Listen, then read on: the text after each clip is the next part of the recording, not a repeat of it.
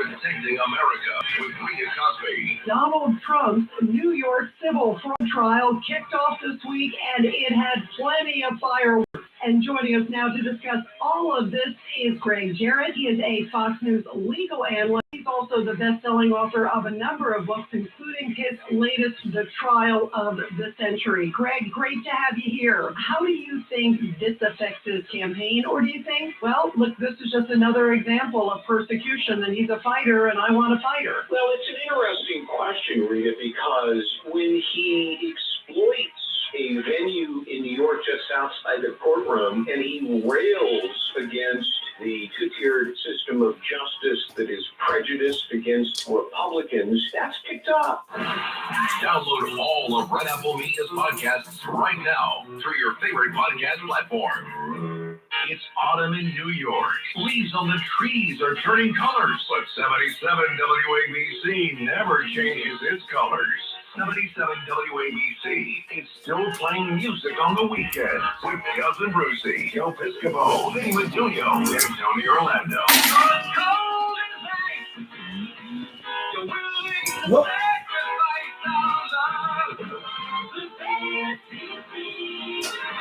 WABC. It's Lou Dobbs Sunday on 77 WABC. All right. Welcome back to the Lou Dobbs Sunday Show. We're Our light's bright, man. What's going on? We're The light. delighted to be able to have a discussion, as always, Okay. here on the great WABC powerhouse of talk. Let's go to the phones, and again, the phone number 800-848-9222. That's 800-848-9222. Let's go to Sal in Staten Island. The horror in Israel is going to be a topic, I'm sure, for a lot of us on this show throughout. Sal, your thoughts? Okay, first of all, let's pray to God. Let's pray to Christ who was born in Israel for the salvation, the protection of Israel. These are good people, though. As you said, the only ally we have and the only true democracy. And the bottom line is 1,000 innocent people dead. And we have to back them up 100%. To the good Hello, Sanjay. And I want to, on a lighter note, thank John Cassidy, most of all, thank God that All you're right. back. I grew up watching you. Okay, enough of that. Sorry. Sanjay. Mr. Mario Maker. All right, let me turn on the computer. All right, let me turn that on for a while. Turn that on first. Power supply.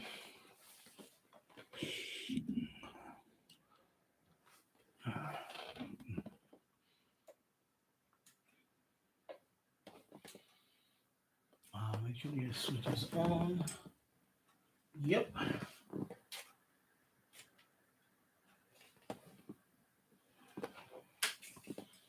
I need to tidy up here.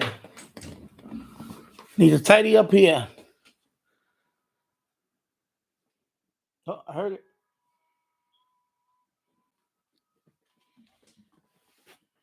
All right, let me leave this one over here with the page.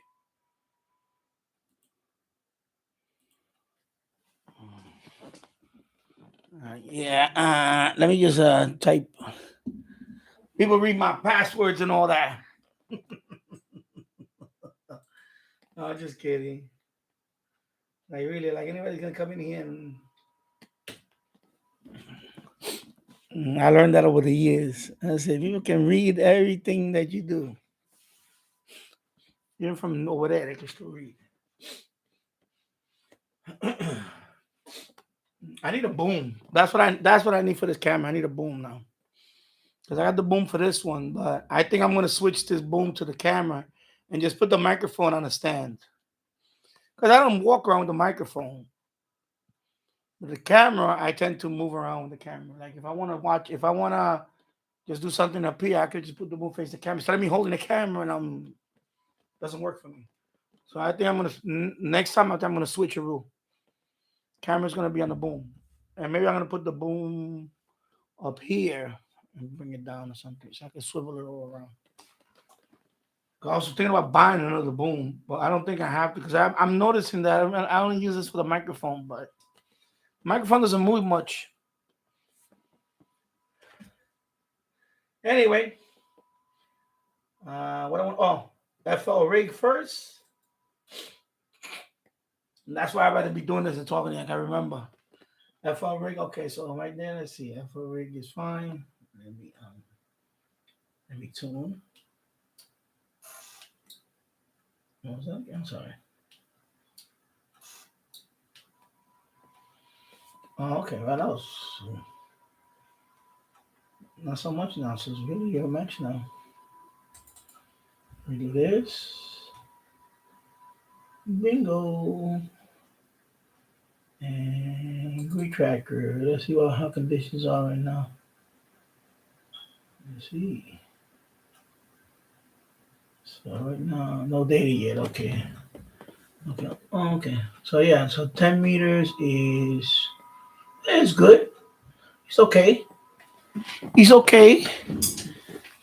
Hello, James Farley. So it is okay. 10 meters is okay today. And hello, James Farley. And I was on yesterday at the Jill's chat. I was on. Well, I was in the chat most of the time, but I was going up and down. I was doing laundry, so I said hello to a bunch of people yesterday, and then I submitted a couple of things. Contact this guy. CQ zone 40. Okay, that means I don't have that grid. I don't have that grid. That's Greenland. Greenland. Ooh, Greenland.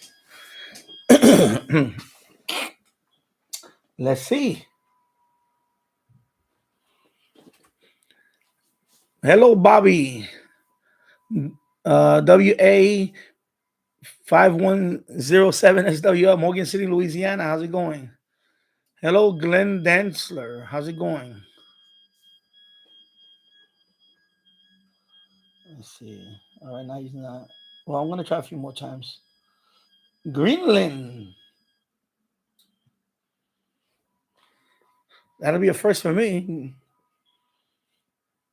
Greenland. Oh, let me put PSK report over here in the meanwhile.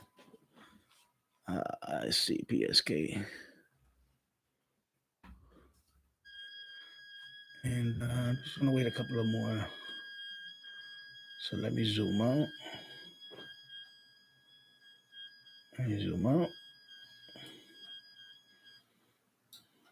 Yeah, I'm a little late. I was like,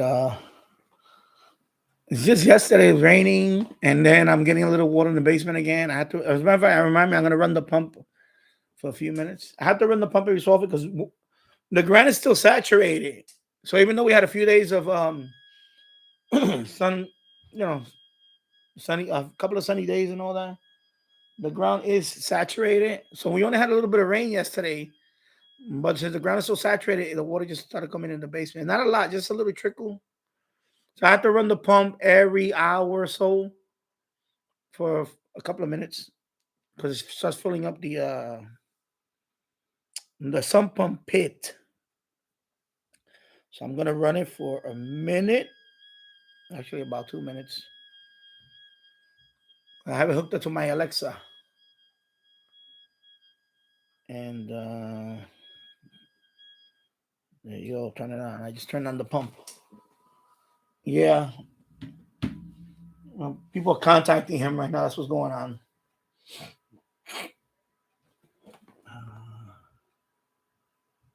Greenland. I'll stop after that one.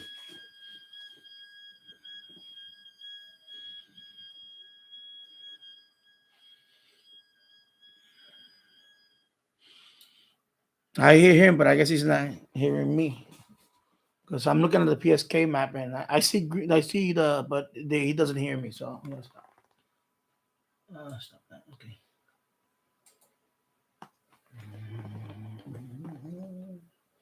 Oh, okay. He just got off. Let me try that again.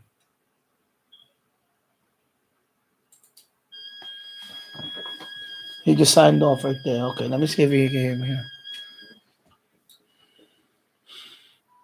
Wait a couple of minutes.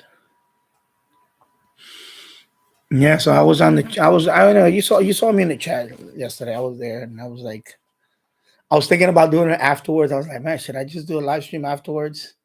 But like, I'll wait till today, and then next week I'll be back on Saturday. Because the thing about Sundays, I just like to relax on Sunday. I really want to. But anyway, I'm not gonna make this a marathon today. The other day was a marathon. I think it was 7 hours total.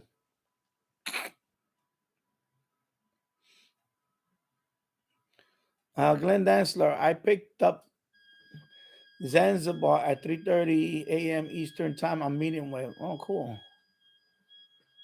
Yeah, that's the call sign, James. And hello, Autism Radio, Halloween in 24 days. Okay. You keep changing your handle.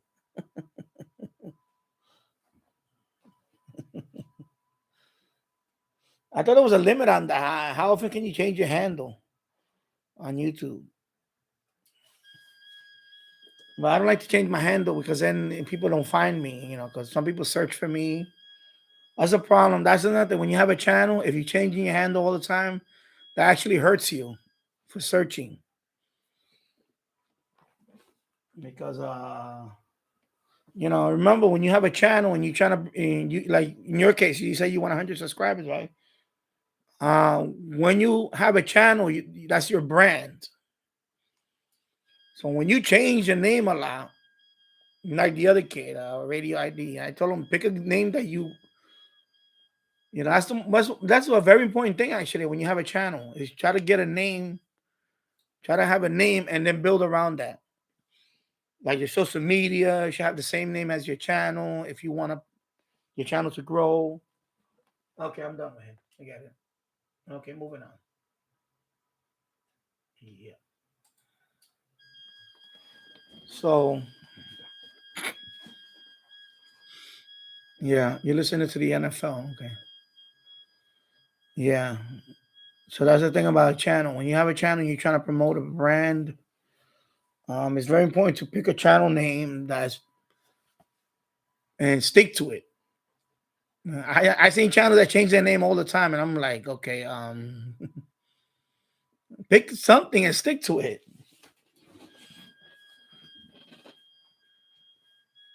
Like this channel, I have not changed the name of this channel since I started this channel. So one time I was thinking about changing it to because my handle on Twitter and on Instagram and all that is Danny Radio and Tech. But I was thinking about that. But if I'm gonna review tech, I'm just gonna review it.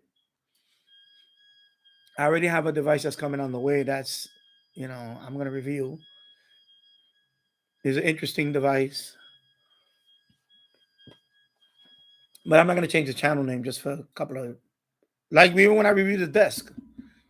It's a desk, but I reviewed it because they offered it.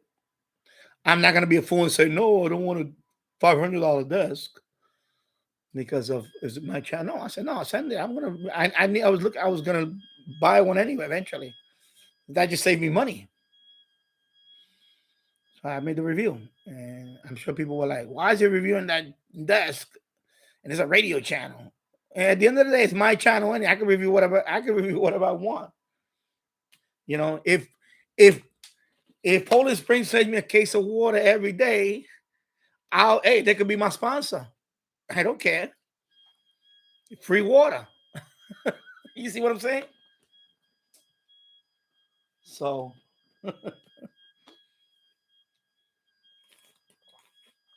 of course I'm not only Poland Spring, but I drink other brands, so it doesn't matter. But the point is consistency. You want your channel to grow, you got to be consistent. So yeah, that was fun. Oh, you contacted him? He contacted you back? No, he can't. I guess he can't hear me because I'm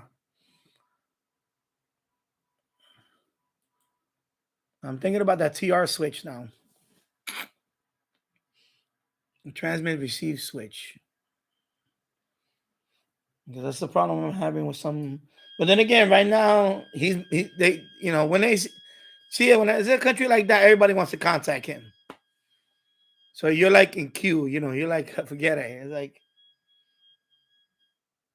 when you see one of these countries that everybody wants, they're all gonna pile on and try to contact him. So yeah. Yeah, 6 people watching, 2 likes, thank you. 15 minutes in the books. Let me see what else is. Paul VT Radio. AA1SU checking in from Northern Vermont. First thumbs up. Yeah. Thank you. Halloween is in 23 days. Yeah.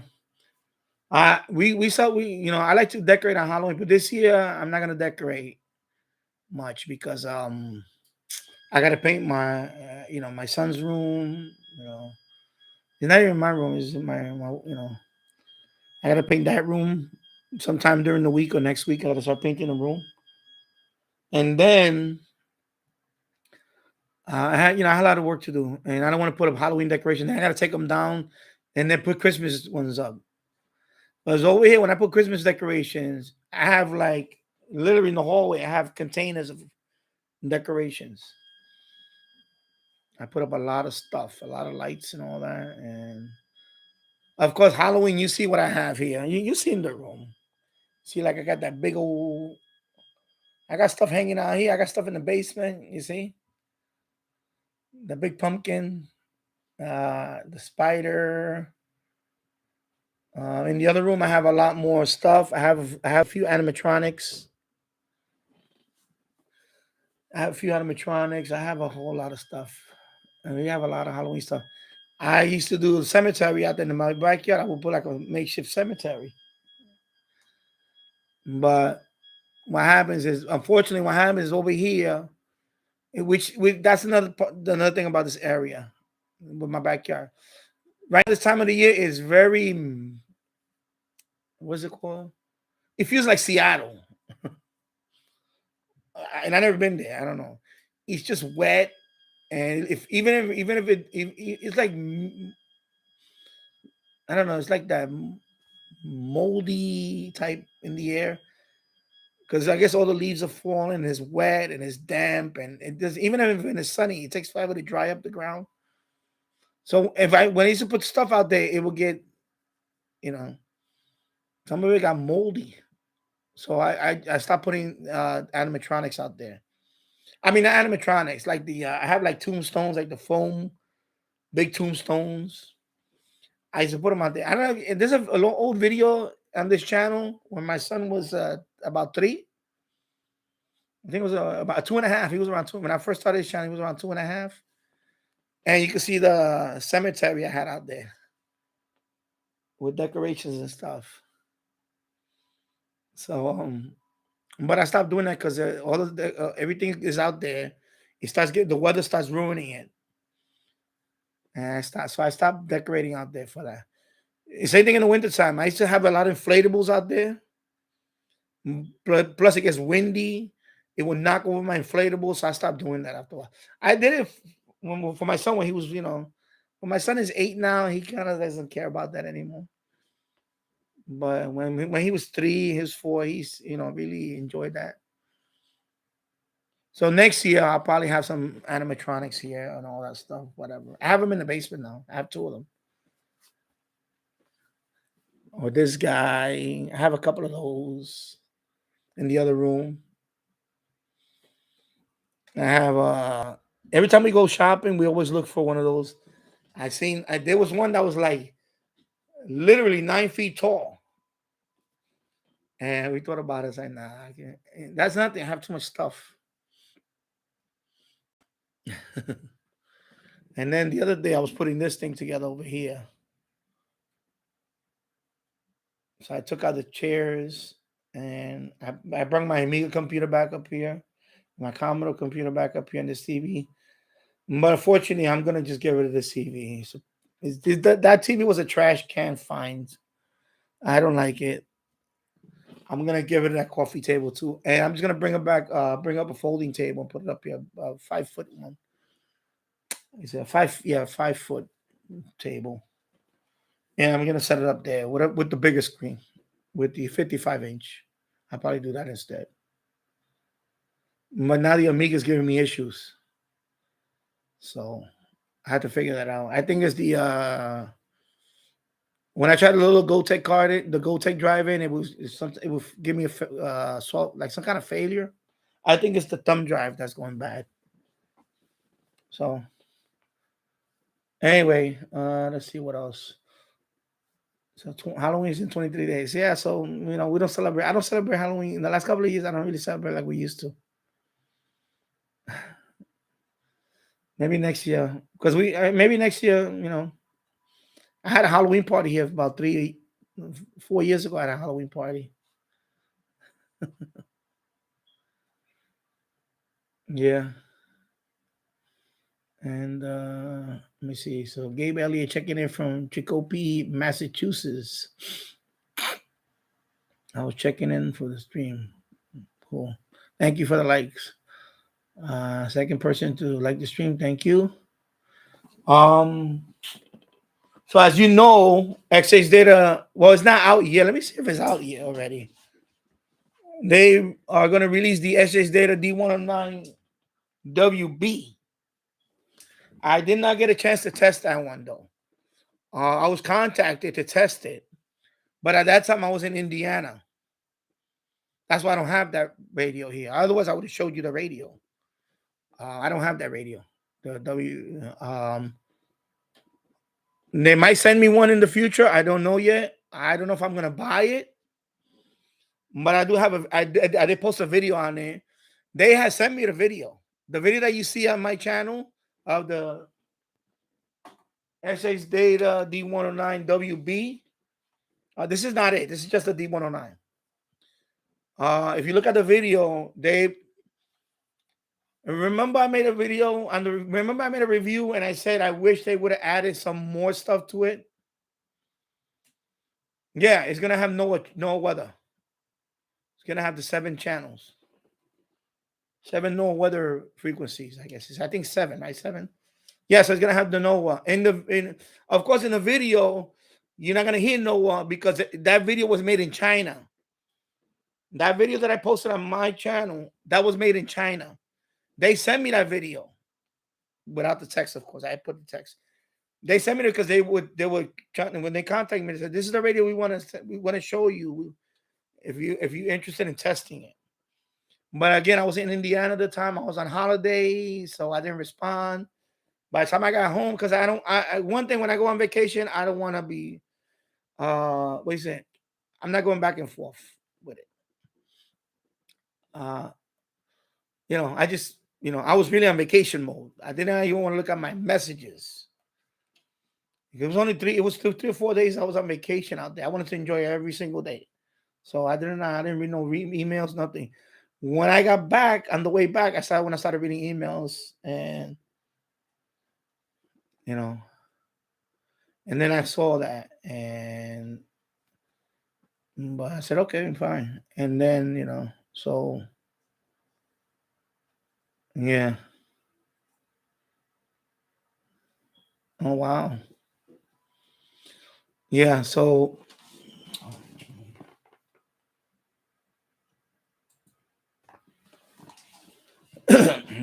so let me check. But they have a Facebook group, by the way, too. SH Data has a Facebook group. I'm in that Facebook group. Let me check. Let me see. Let me put the website, SH Data, shdata.com.cn. And right now it says new. They just added this banner thingy on. It says out of stock, and it says $1,000. It's not gonna be $1,000. Okay, let me show you. because I contacted her. She said that's just a placeholder. The website, whatever software they're using for their website, that's just a placeholder. Okay, it's not gonna be $1,000. So calm down, people. And it says out of stock, but she said she posted it on the SH Data Facebook group. It's gonna be within the next couple of weeks.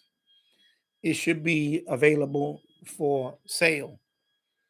I think it's gonna be a little more pricier than the original D109 because it is extra feature. And some of the features are gonna be one, of course, that is gonna add the. Somebody asked in Jill's chat yesterday if they're gonna give it. No, they're gonna give it an HF. No, it has everything the D109 already has. Oh, should I just point at this one? Why am I pointing? It's gonna have everything the D109 has plus weather band. It has a siren button, SOS button. Is it SOS button? Anyways, a siren button. You saw the video that I posted, right? The guy pressed the. I don't know who that's a female or male. That's on the radio. That's the video they sent me. It has an emergency button, like a siren button. You press it and you hear the siren. It has that. What else it has? It has alerts. So I guess it has the what they call that, the weather alert thingy. I'm not familiar with that. I'm autism. Maybe you know about that. I think it has the weather alerts. There is an alert button with the weather band. It's a small button that says WB/alert. So I guess that's the weather alert. So I guess you can leave it, you can put on alert mode, and if you get an emergency alert, the radio will, because I'm not familiar. I don't really use all that stuff on my. I have a couple of weather radios, but I don't really use the alert feature. I follow the news. I don't really need the alert feature. Plus, my phone gets it anyway. But it does have that. And then one other thing that's notable, that's noticeable that it does have, is the attenuator. You know that this radio it has susceptible to overloading. So they added a DX/local switch. So that means, for example, like in my case, I'm very close to powerful stations. You can turn off the DX, you can turn it down. And that way, you don't get the strong overloading, signals and stuff like that. So that's a big thing they did with this one is the DX local switch. That's the part I'm really interested in. Because we already know that this radio, well, I know, is very sensitive. However, I made that clear. I think I said that in the video. Or I might have when I contacted them. I think I made that clear that maybe this radio should have a DX, an attenuator switch. Like a lot of radios do have the DX local switch. Let me see. Let me check out. Actually, let me look at the R108. The R108 does not have that. Yeah, the R108 does not have anything like that, does it? No, the R108 does not have it. But this one will have the DX local switch, which is pretty cool. That is a very, of course, and of course, we already know it has bandwidth filters. So that's another good thing about it. It was had. So I'm interested to see this one, how it performs with a loop, with MLA 30, or in my case, with the passive loop, medium wave, because my biggest gripe was the D109. When I used it with this loop, it overloaded. So now with the DX local switch, I hopefully that would take care of this, and I could use this to tune in, like distant medium wave station, or tune out, or kind of tune out the other over. So That's what I'm interested in. The DX local, you know, local. What I call it, DX local switch. That's what I call it. But yeah, that's interesting that it has that now. So I don't know how much of a price is how much more is gonna be, because right now you can get the D109 for $31.50 here. They have it on sale up to the 12th of October. Regular price is $45. So I'm assuming the other one's gonna be a little higher than that. So I don't know if I'm gonna buy it. I don't think I'm gonna buy it because the other issue I had was with this one was this wheel, this tuning wheel. I have two of them, of course. I have the glitch one and I have the one that's not glitch. This is the one that's not glitch, but that tuning wheel broke. So I have the other one downstairs that I use on a regular basis, and that one works fine. So they have a Facebook group, SH Data. She's the admin on it. I think her name is Liu or Liu. Me and my pronunciations. Liu. So she's the one that contacted me. A couple of people but she's the one that contacts me about.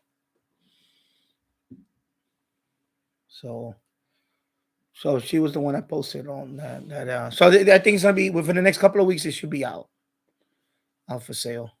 So don't go crazy about, oh my God, it's $1,000. No, she said it's just a placeholder. That's just a placeholder for that. It's not gonna be $1,000. They do that with every e-commerce site. When you see a radio that's just coming out new and you see a price like that, you think is that? No, it's not. No, she just said no, it's a placeholder. It's not gonna be the price. So so yeah, so everything here is on sale out to the 12th. 30% off. So you got the D219 there. The 808.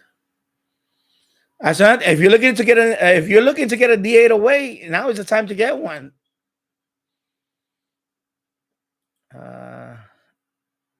It's on sale right now, 30% off. This is XH. I'll put the link. Let me put the link. Let me just copy it. I'll put the link in the shdata.com.cn. So it's on sale right now until the 12th. I think after the 12th is they might launch the new radio. And they also have I think they also added other pay options. So you can also pay with PayPal. I'm not getting paid for this, people. It's just that, I like to back products that I think are good products. And but yeah, it's on sale. I mean, I already have a D808, but it's on sale. Anybody looking to buy the D808, that's a very good price for the D808. I bought mine around that price when it first came out. I got it on discount. I got mine on discount. Yeah, so definitely. That's a very good price. Anybody looking into buying the D808. And they have accessories down here, like replacement antennas and all that. They have other stuff here. Accessory kit, I guess this is. Of course, I got the batteries, but the batteries I bought them in Amazon. I bought them in Amazon. So yeah, so that's a very good price for that one. So I'm interested to see how this one. And you can see it right there. If you zoom in, you can see the button, right? It says right there, WBALE. That is the alerts. I just put the link. shsdata.com.cn. Wow. Very strong. Wow, that's a very strong signal there. I think it's blasted through my little speaker there. And then the SOS button is right there. That's for the siren. And then the DX lock button is right here. Lock. Local. So this is the, okay. And you still have shortwave right here. You still have medium wave and long wave, and you still have FM. Nothing has changed. Only they added a weather band, the emergency siren, the weather alerts, and the DX local switch. Yeah. And that's just a placeholder. That's not the price for it. I'm going to repeat it over and over because somebody's going to ask me, $1,000. Oh my God. No, that's not the price. That's just a placeholder until the radio is ready to be on sale. And they even have the banners already for it. These are all the key features. Okay. So you see, DX remote and local proximity receiving mode switching. Choose between DX remote and local proximity switching for optimized reception. So that's the one I'm interested in. And of course, you know, the weather band, of course, in the video that I posted, you didn't hear the weather band because that video was made in China. So that's why you didn't hear the weather band on that video. So you can watch that video to see how, you know, I mean, it's the same one as this one. It's just the buttons and, you know. And you see the frequencies right here. Autism radio, where are you? That's the frequencies right here. It has the 7 channels right there. Okay. 162.400 megahertz. Channel 1, channel 2, channel 3, channel 4. So it's 7 channels. And it finishes at 162.55 megahertz. All righty. So there you go. So that's, you know, so hey, listen, SH Data, they listened to us. Once I reviewed it, including me, when I said I wish they had weather band on this or the air band, then this radio would have been now this radio is almost you know, in the same, I don't want to say in the same, I'm interested to see the DX lock thing, you know, DX local. In terms of sensitivity, excuse me, it's almost going to be on par with the 808. Because remember, when people looked at this radio, they looked at this radio as the successor to the D808. So I think by adding this weather band and the switch, it brings it up a notch up from the, you know, closer to the D808 in terms of and the D808. Now let me look at the D808 for a minute. And of course, you know the D808 has airband and it has SSB. Airband and SSB.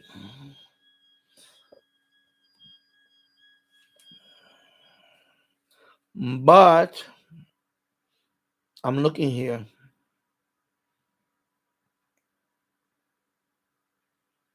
It's hard to tell, man. My glasses. I need a brighter light on this end. But yeah. So the 808 does not have the DX local switch. I don't see it because I don't remember ever having one. No, it doesn't have one. So the fact that this has the DX local switch, they're addressing that issue. Again, those are reviews that some people mentioned, including I mentioned it. Now, I don't think I mentioned it in the video, but I think I mentioned it in the live stream that they should have put some kind of attenuator. So pretty cool. So we shall see when it finally is out. It'll be out probably in the next couple of weeks, and we'll see what the price is going to be. If I'm going to have one here to review.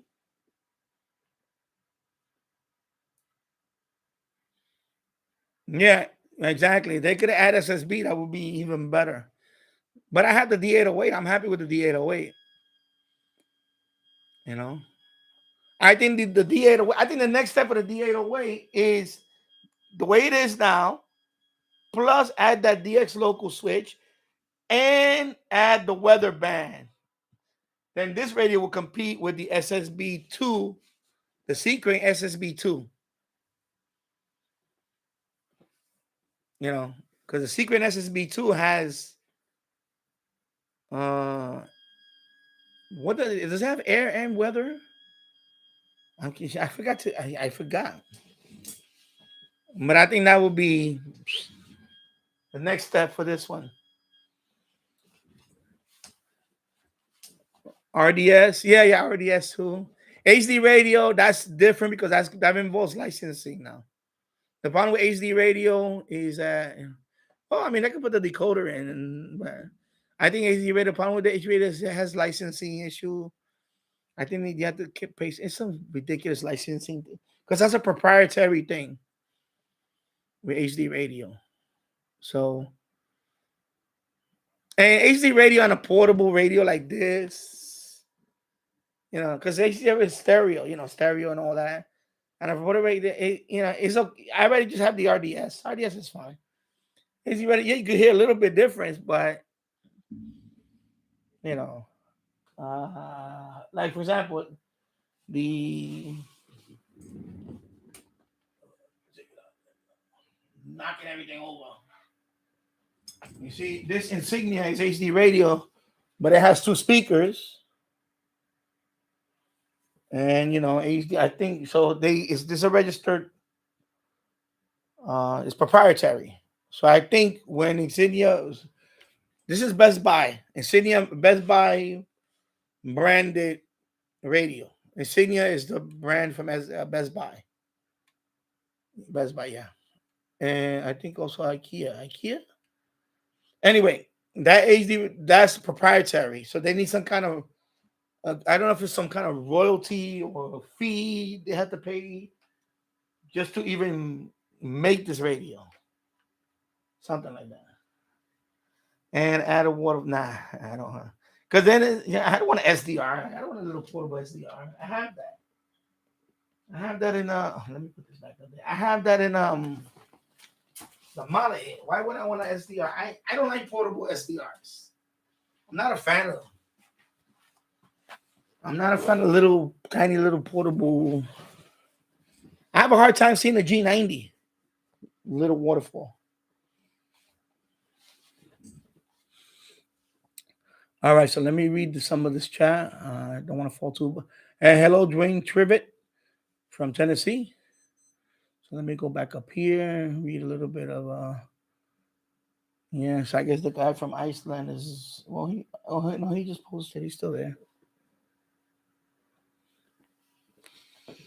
So yeah, autism is gonna have Noah. No, I have not checked the EFTA app. I've been busy. This week just went by very fast. I have not checked because I was setting this computer thing up, and then the computer. When you're working on something like you're trying to troubleshoot it, time just flies by. The whole day went by the day before yesterday, just dealing with this computer. So I still got a mess here. I still haven't put the switches here. I was supposed to do this week, but I got caught up with this because I'm trying to bring everything up here now. Since that last rainstorm that we have water in the basement, now I'm trying to bring up more stuff up here. And as I'm bringing stuff up here, I'm ripping out the rest of the floor that's exposed. Is a mess. Yeah. So Paul VT Radio on Friday evening after dinner, I worked 23 Japan stations, most of them in a row. Also work China for a new country on that band. Also work Zone 19 for new. Wow, cool, pretty cool. Wow. 23 Japanese stations. Yeah. So James Farley's using it right now. And you just got 2 ads. Yeah, you're gonna get ads here because I could disable the ad, but it pays the bills. So you get a ad, when you're watching a live stream, you'll get an ad about every 30 minutes. So right now it's 45 minutes in. So in another 15 minutes there'll be another ad. Every 30 minutes there'll be an ad. And but I could tell YouTube there's you got like 3 options. One, you can be very aggressive. One is balanced, and one is not too many. No, I just leave it at balance. I don't mess with it. I leave it the way it is. I let YouTube decide how often. So right now it looks like every 30 minutes you get an ad. And not everybody gets it. I think it's random. I think some people don't get it. Some people get it sometimes. And I noticed the heart thing is not here right now. But if you're watching me on a phone, I noticed that because I was on another live stream the night before, and I was on the road. We was coming from Walmart. So I was in the car. I was watching on the live stream, and the heart is there. So I think the heart is more for when you're watching it by phone that you could just tap it, like TikTok. You can tap it as many times. And TikTok they do that, and Instagram I think does that too. But I know in TikTok they do that. In TikTok you could like the by tapping a lot. You could give it a lot of hearts. But on TikTok they have goals. So like I can say when you please give me 100 likes. You just keep tapping until I get 100. Then I get the confetti. And then there's another goal. There's another goal. And you can send different stuff too. Not only hearts, you can send other stuff like gifts. It's funny. But I didn't realize that TikTok has over 1 billion users. I think it's at 1 billion now every day. So I'm getting another ad. Wow, in about 50 seconds, you're gonna get another ad. Wow. So it's 15 minutes. Wow. And I'm gonna skip it. I can skip it too. I can skip it. No, but I'm not gonna skip it. I'm gonna get up for a minute. I want to stretch for a minute. 30 seconds, you get an ad. Sorry. Let me stretch for a minute. I need to do something over here first. I know this crap over here.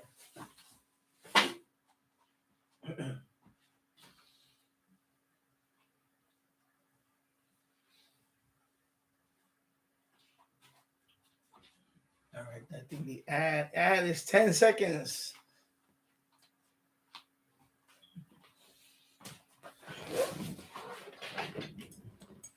Yeah, I'm gonna have to move this table back. I'm thinking about moving the table back next time.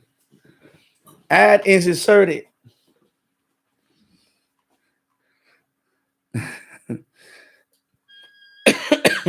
But on the replay, you don't see the ads. You just see me staring at the sky, waiting for the ad to go by. All right, so that's pretty good. Wow, 23 Japan stations in a row. Wow, and you got China. So that's your first time ever any band to get China. Wow. Also worked on Zone 19. Zone 19, yeah. Wow. That's pretty cool.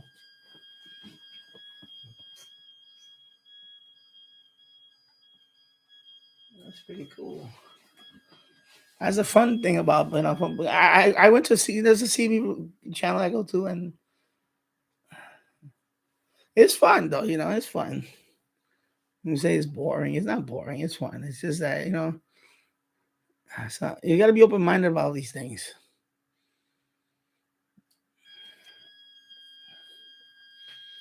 Yeah. Landy Waterski. Yeah, so that's the SH Data website. So it's gonna be out in about a couple of weeks. It should be out. Should be ready for sale. So I didn't get to test it. So if I didn't go to Milwaukee, I went to Indiana, then I went to Wisconsin. I went to that was Wisconsin Dells. That's when they contacted me to test it. So they sent me the video. That's the video that I posted the day before yesterday of the WB 109 D109 WB. So all the features are right there. Right there. And once again, that is not going to be the price, people. That is just a placeholder until they're ready to sell. So these are all the features right here. The key features, excuse me. Okay, got weather band, and of course, and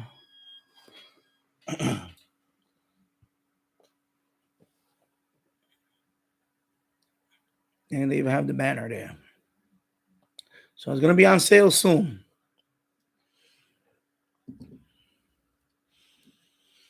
And of course, I ordered the crystal for this. Why I call it a crystal? Because James put it in my hand. The filter capacitor. Oh no, ceramic filter. Excuse me, that's what it's called. Ceramic filter.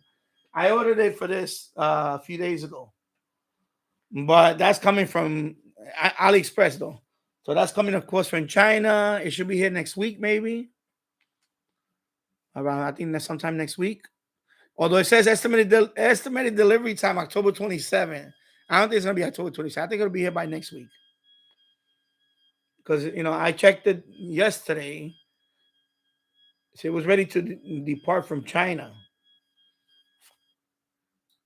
I'm gonna say not next week, the week after. I should have it. Yeah. So I should have it by then.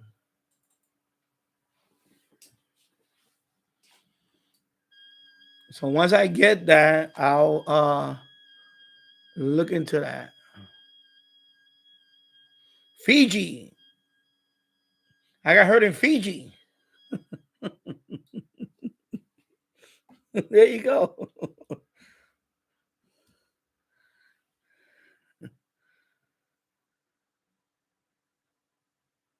Fiji, right?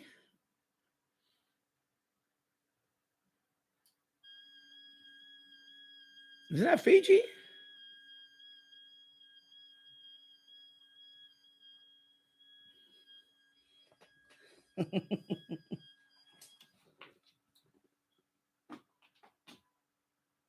Yeah, so I have to the anniversary is coming up for that too. I gotta make a video on that. 1 year anniversary of the NFED being up on that tree. So far, I survived a few storms, and as you can see, it performs very well. So 1 year anniversary is coming up. I think for the next week or two. I think I put it up sometime in the middle of October of last year. I have to check the exact date. It's in the video. The video has it. So I think when I uploaded the video, it was the same afternoon that I uploaded the video as when I installed the antenna.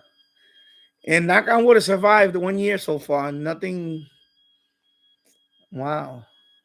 Pretty impressed, I gotta say.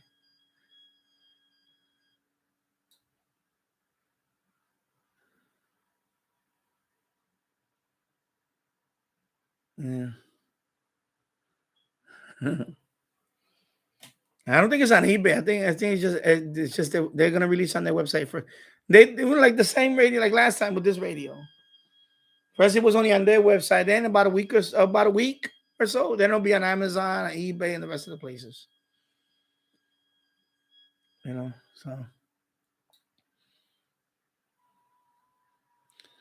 yeah. So now, if they can add USB air, Landy says James said SSBRDS and HD radio, and a waterfall. Then it won't be at that price. There's gonna be a lot. It's gonna be, but anyway, I think this one is okay. It's fine by itself. It's fine. Of course, you can't use it with external antennas. I don't. Why did it froze? My pictures just froze for a minute. Anyway, so I don't use portables like this with external antennas anyway. Only For medium wave, I'll use the passive loop. I'll use something like this. But in terms of like hook it up to MLA 30, I don't use them for that. I use the MLA 30 for my bigger radios on my tabletop. But for portable radios, I don't use the MLA 30 for that. I mean, that's me. I just because I have tabletops that I have better radios that I use. You know, when I want to do some serious DXing or whatever, I'll use a more better radio. Portable is what it is for. It's just to go outside with it, or when I'm in the basement, or that type of thing. That's why it's not a deal breaker for me with the if it overloads on like it really isn't. I mean, it'd be nice if it can, but it's not a real deal breaker. But at least they're going in the right direction. At least they're gonna put that switch. And the good thing about that is they're listening. So when you make a review on these radios, you be honest about it and say, like when I made the review on this one, I say, yeah, this radio is a good radio. So it's a good radio. It would have been better if you would have added this and this, and they actually listened. They listened, and that's good that they listened. It is good that companies are listening. So that's why I said it. I say it over and over. When you get a radio, make a review on it. Don't just I'm gonna just chuck it over there by the lake or something. No. Review it. Give it what your review is, but also what would you like to see on the radio?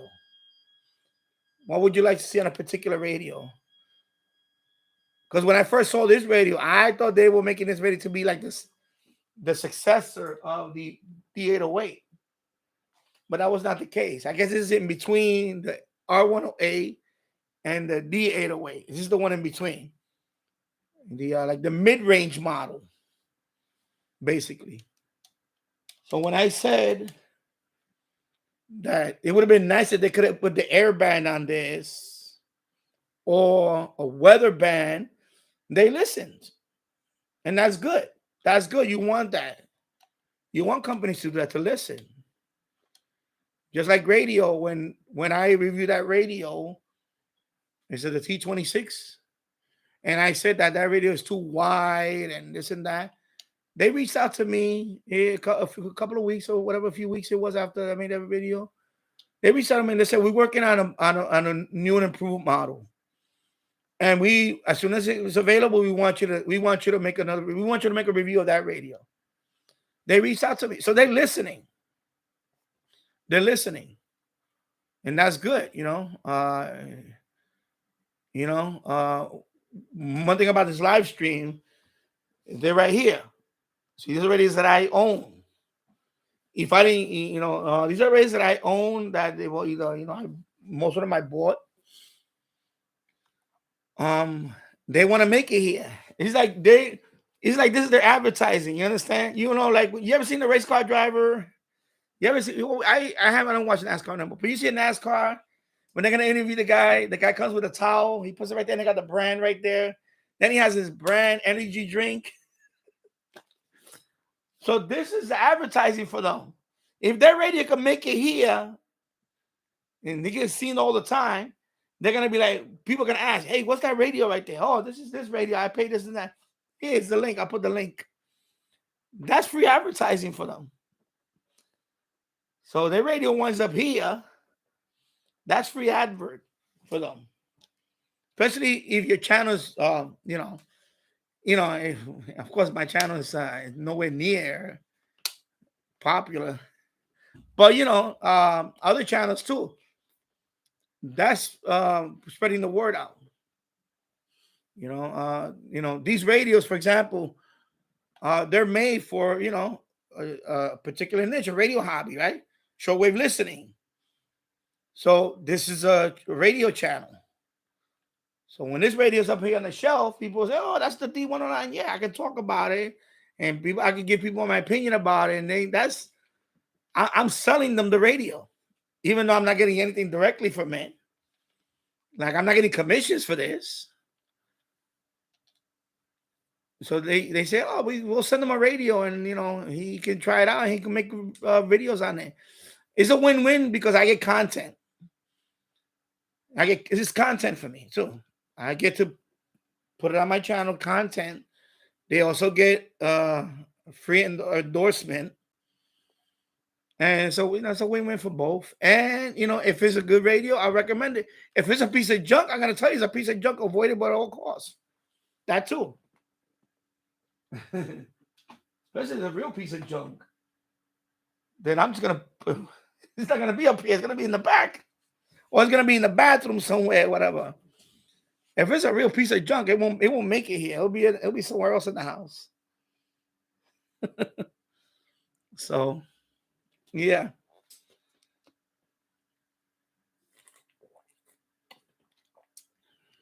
Oh, yeah, China and other bands. Okay.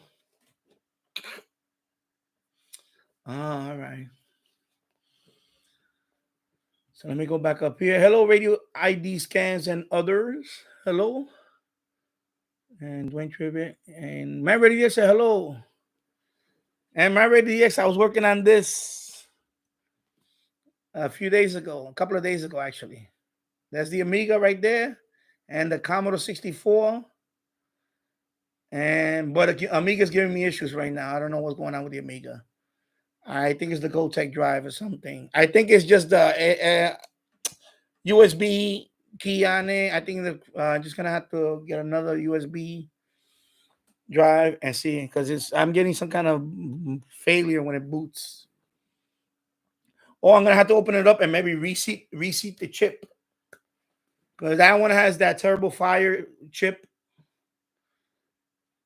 Because I had to bring it up here because I wanted to set up the station here.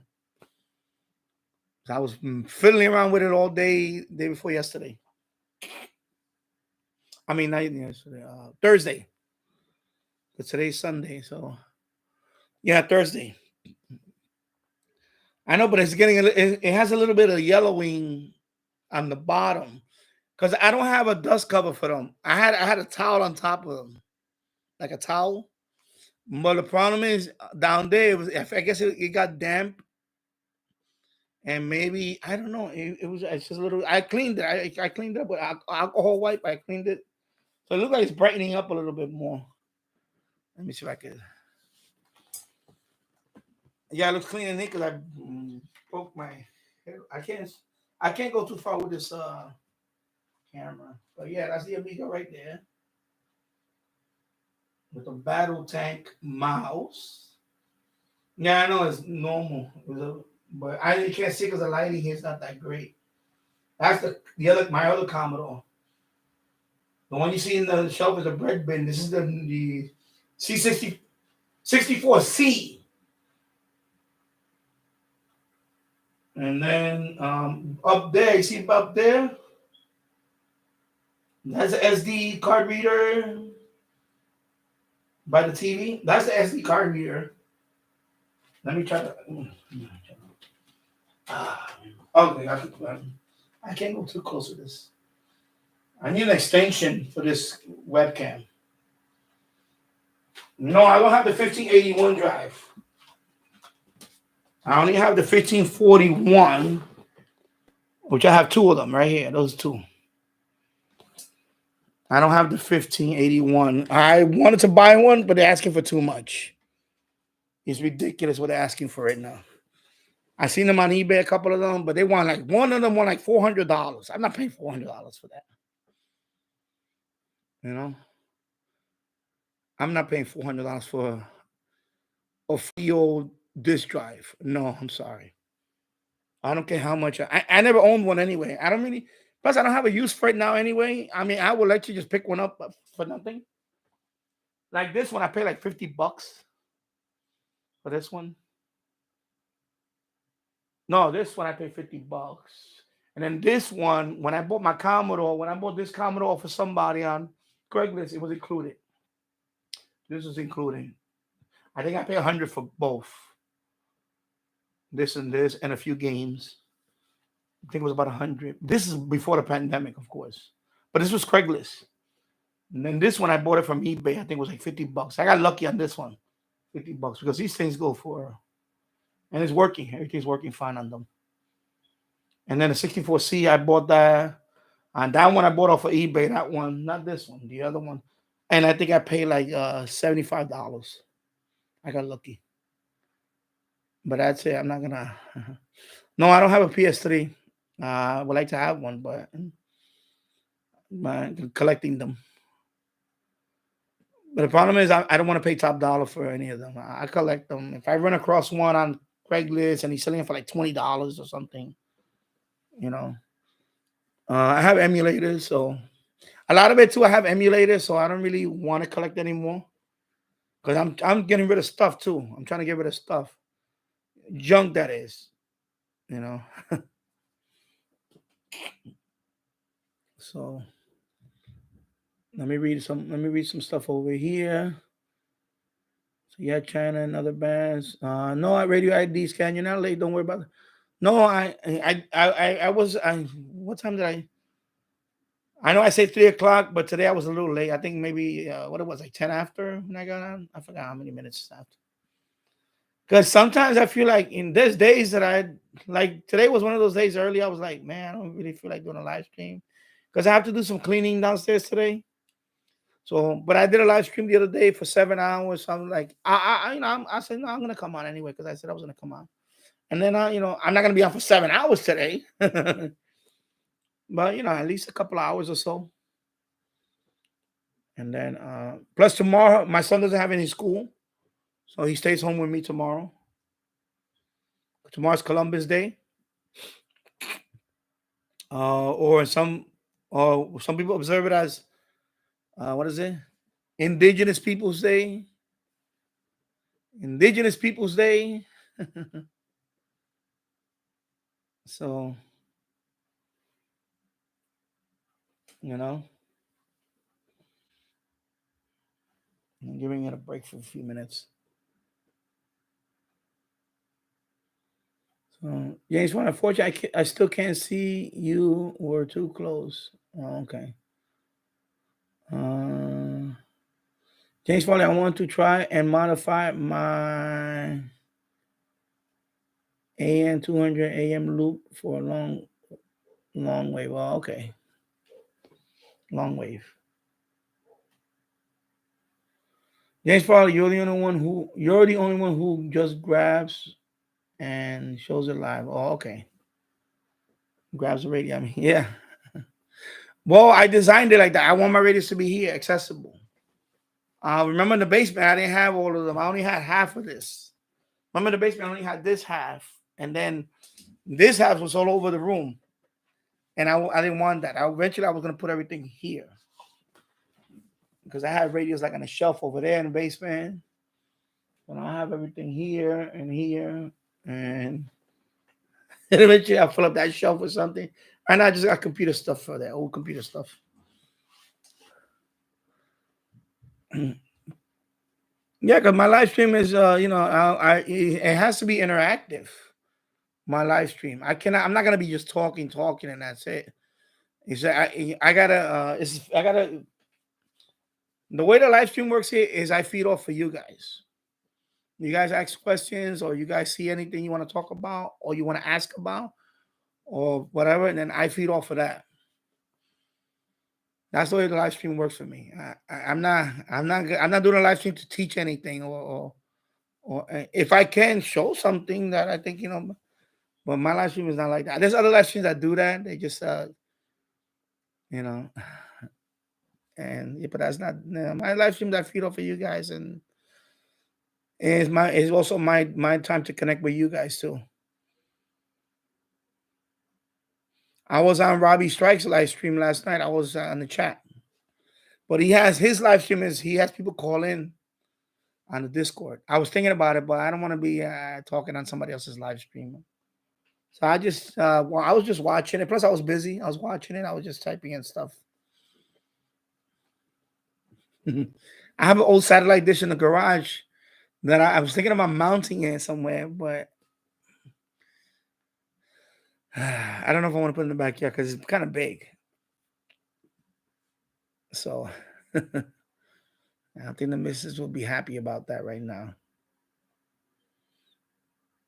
Yeah. My already there's a nice, looks neat and clean. Yeah, I cleaned it up and all that, bro. I had that. That's the setup that I had in the basement. Except the TV was not that TV. I had a 55-inch. That's still down there. But I'm gonna have to bring that one over because this TV, this was a trash can find, this TV. I have 3 TVs that I found in the trash. This is one of them. This is a Westinghouse 32-inch. I found that in the trash. That's a trash can. It works fine. It just didn't have a remote. It didn't have no remote. It didn't have a power supply and it had no remote. But it works fine. And then I have another one. It's a Magnavox. It's an little older TV. It's a little thicker. But that one, none of the inputs work. Only the coax input works. That's the one that I wanted to put here. It's a little bigger. It's even a 32 inches. It's a little bigger, bulkier. But I said that. So that one I'm gonna take that one to the landfill. Not the landfill, the e-waste. I have no use for it, so I'm just gonna take it to the e-waste. And then I have another one that's older. But that one is a 27-inch. I don't want to put that one. I want to get a. So I'm going to bring up my 55-inch. I'm going to put it there. But I'm going to get rid of that coffee table. So I'm going to put it on a regular table. So I need to redo all that again. Plus, I need to figure out what's going on with the Amiga. I'm getting that. I forgot. Anyway, I'll probably do it on my retro gaming channel. I'll do some troubleshooting. I'll do it there. I'll do a live stream on the retro gaming channel there. And then maybe the DX there can tell me what to do. Troubleshoot. Because I'm getting some kind of error. But I think it's the GoTech drive. I think the thumb drive that I have there, I think it's something corrupt with the files. So I'm going to use another thumb drive. Because that's a cheap thumb drive that I have. Oh, the ad is here. For the ad.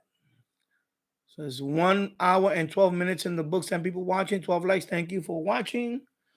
So that one I'm gonna use I got a pack of these. So I'm gonna use a brand new thumb drive for that one, for the GoTech. And I'm gonna put a few files in just to get it. I'm hoping it's that. I'm hoping it's not the CF card inside that's going bad or something.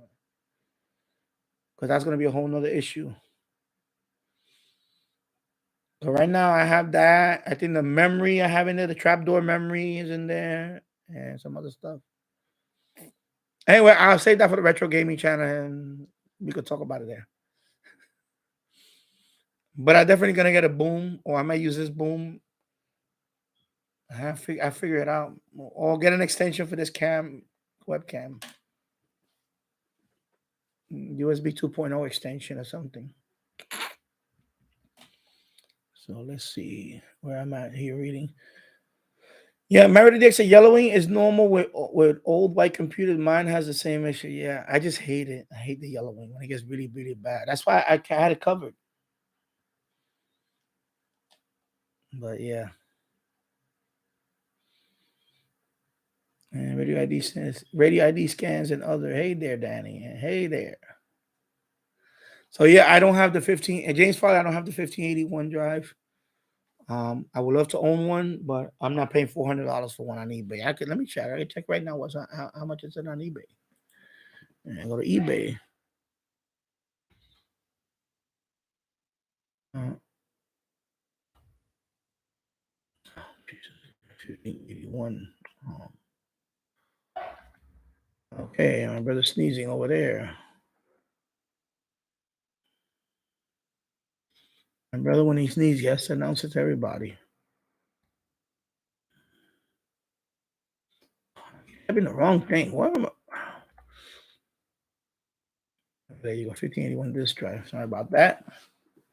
Yeah, see, this is ridiculous. This is ridiculous. I'm sorry. I'm not. This rare find, 15. This one has a box and everything. Okay, $550? No, I don't think so. $380 or best offer. Of course, both of them got best offer. The power supply. Power supply. So this one is selling in, but it's from the UK. 1581. Yeah, I'm not paying 15. I'm not paying $500, $300, $400. I'm sorry, I'm not paying that. I got the SD card reader thing. That's fine for me. And the 1581, all it does is if you can load 3.5-inch floppies. That's the thing about it. It's just, this one is a 5 1/4. That one is a 3.5 floppy, which I don't have one up here. I don't have them up here. I only have the 5 1/4. So, I never owned one anyway, even back then, because that was very expensive back then. But like now, you got the SD card reader thingy. Let me bring it over here. I'll just disconnect it.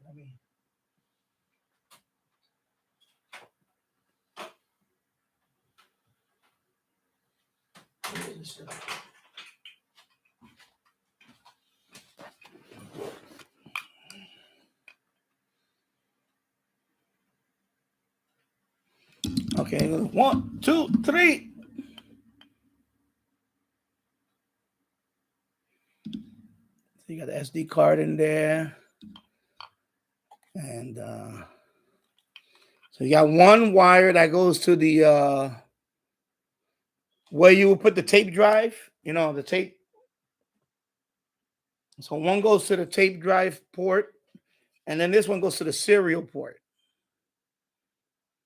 Okay, that's how this works. And you got buttons here. So you can go up and down.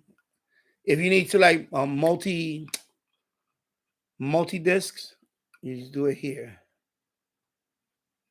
Okay, so there's an SD card that's in there. And this SD card, I believe, is 4 gigabyte. I use a 4 gigabyte SD card. 1, 2, 3. Not working. Okay, now. So this goes in here. And you just drag and drop files in here. You can get the files from over the internet. There's several forums. I went to one place. It was an FTP site actually. They had the whole Commodore collection. It was, I forgot how many gigs was it. It was a big one zip file. I opened it up. It had every conceivable file. I just found it there, and that's what's in here. It was a whole collection. Every game I could think of is in here. Plus the app. You ever heard of Geos? It looks like Windows. So that's what's in here. Yeah. It's an operating system that has that. You need a mouse. And then this one, I might as well just show you if I can. I have to be careful with this thing. Let me take it out slowly.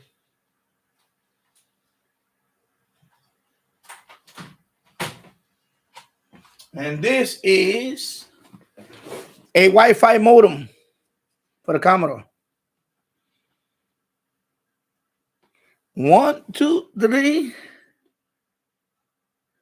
You see, Wi-Fi. So this is a Wi-Fi modem for the Commodore 64. Okay, 9600 baud. Is it 9600 baud? Is it 9600 baud? I need a magnifying glass because I'm reading it backwards there. But yeah, 9600 baud. So that is the Wi-Fi modem. Because it has dialing software. I have all that software in there. You can dial to a BBS, except now they have BBS that you just type in the URL and it opens it up, and then you can just go in the BBS. Back then you had to dial up to them. Excuse me. So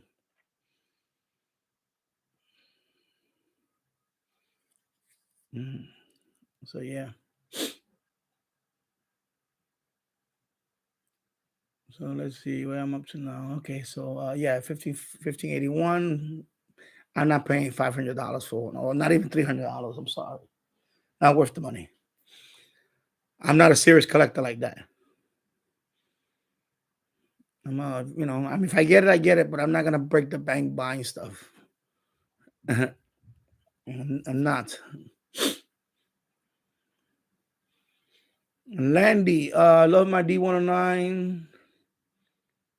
Hal Turner show every Wednesday, 8 o'clock Central Time on 5950 AM SW. Good radio. Yeah, so yeah, it's a good radio. It's a very good radio. Yes, especially just with the antenna. It's fine. And then I was talking to James, so I'm gonna skip that. Hey, Daddy, would you like to have a PS1? Yeah. No, I mean I don't want to buy one. I mean, if I run across one or whatever, that's fine. I'm not gonna break the bank for it. And hello, Jim's Radio Check. Hello, Robert Varner. Yeah. I'm gonna answer that question in a couple of minutes. Let me just catch up on the chat. So hello, Jim. Jim's Radio Check. Radio Geeks. Hello. Married the Extra. Let me see if I got not enough. Oh, I'm sorry, right here. Okay, Danny, I see that you receive in my neck of the woods. Let me see. You mean Europe? Yeah. Let me refresh. Of course, let me just turn this back.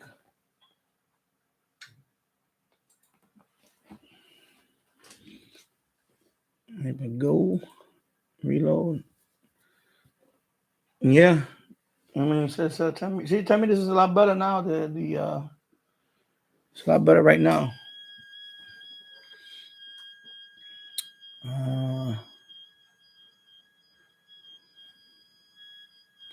Yeah, you should. There you go. Okay, there you go. Oh, Married DX. I was thinking about doing a video showing all my old computers and consoles on my gaming channel after seeing your live retro streams. Yeah, I'm gonna go through all of them on my retro gaming channel because I want to show them. That's why I bought them too. Because I really bought them in mind that I want to do.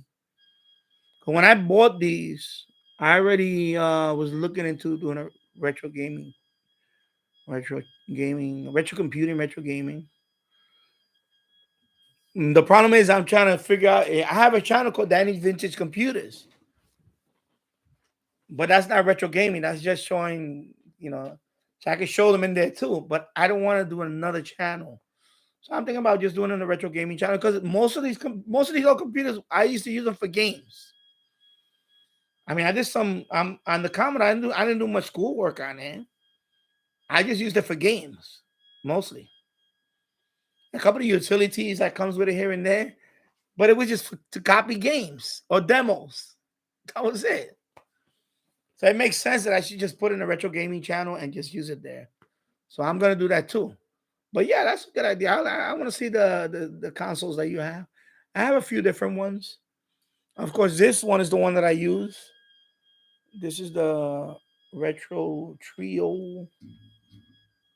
Oh, Jesus Christ. Okay, I'm sorry. So this is the one I use, and these are all multi-carts. Okay, where my finger was okay, multi-cart. See, this is the EverDrive. This is Sega Gen. Oh, Jesus Christ. That's why I need the boom. Because I'm holding one hand and I'm moving around. I'm shaking like a leaf. And this is the Super Nintendo multi. See, again, here we go. And then this is the NES. So I have them all there. These are all loaded with ROMs. Each of them have a little SD card. This one doesn't have it. It's inside. These, oh, Jesus Christ, with the.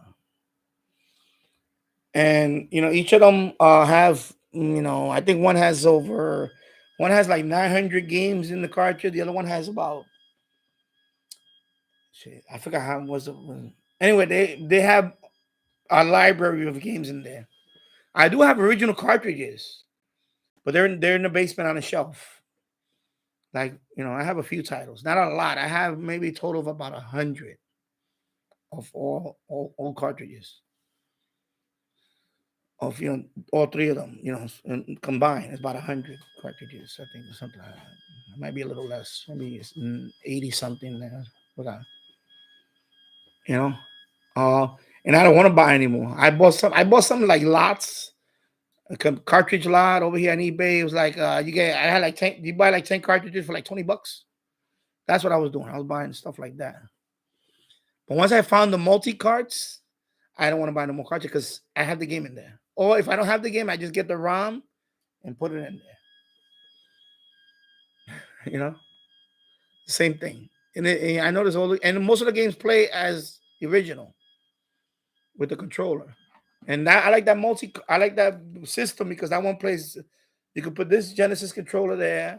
You can also put the Super Nintendo controller or the original Nintendo NES controller. It has 3 ports for each. It's pretty cool. Instead of buying the original Nintendo, because some of that stuff is still costs, it's expensive. This system is about $80.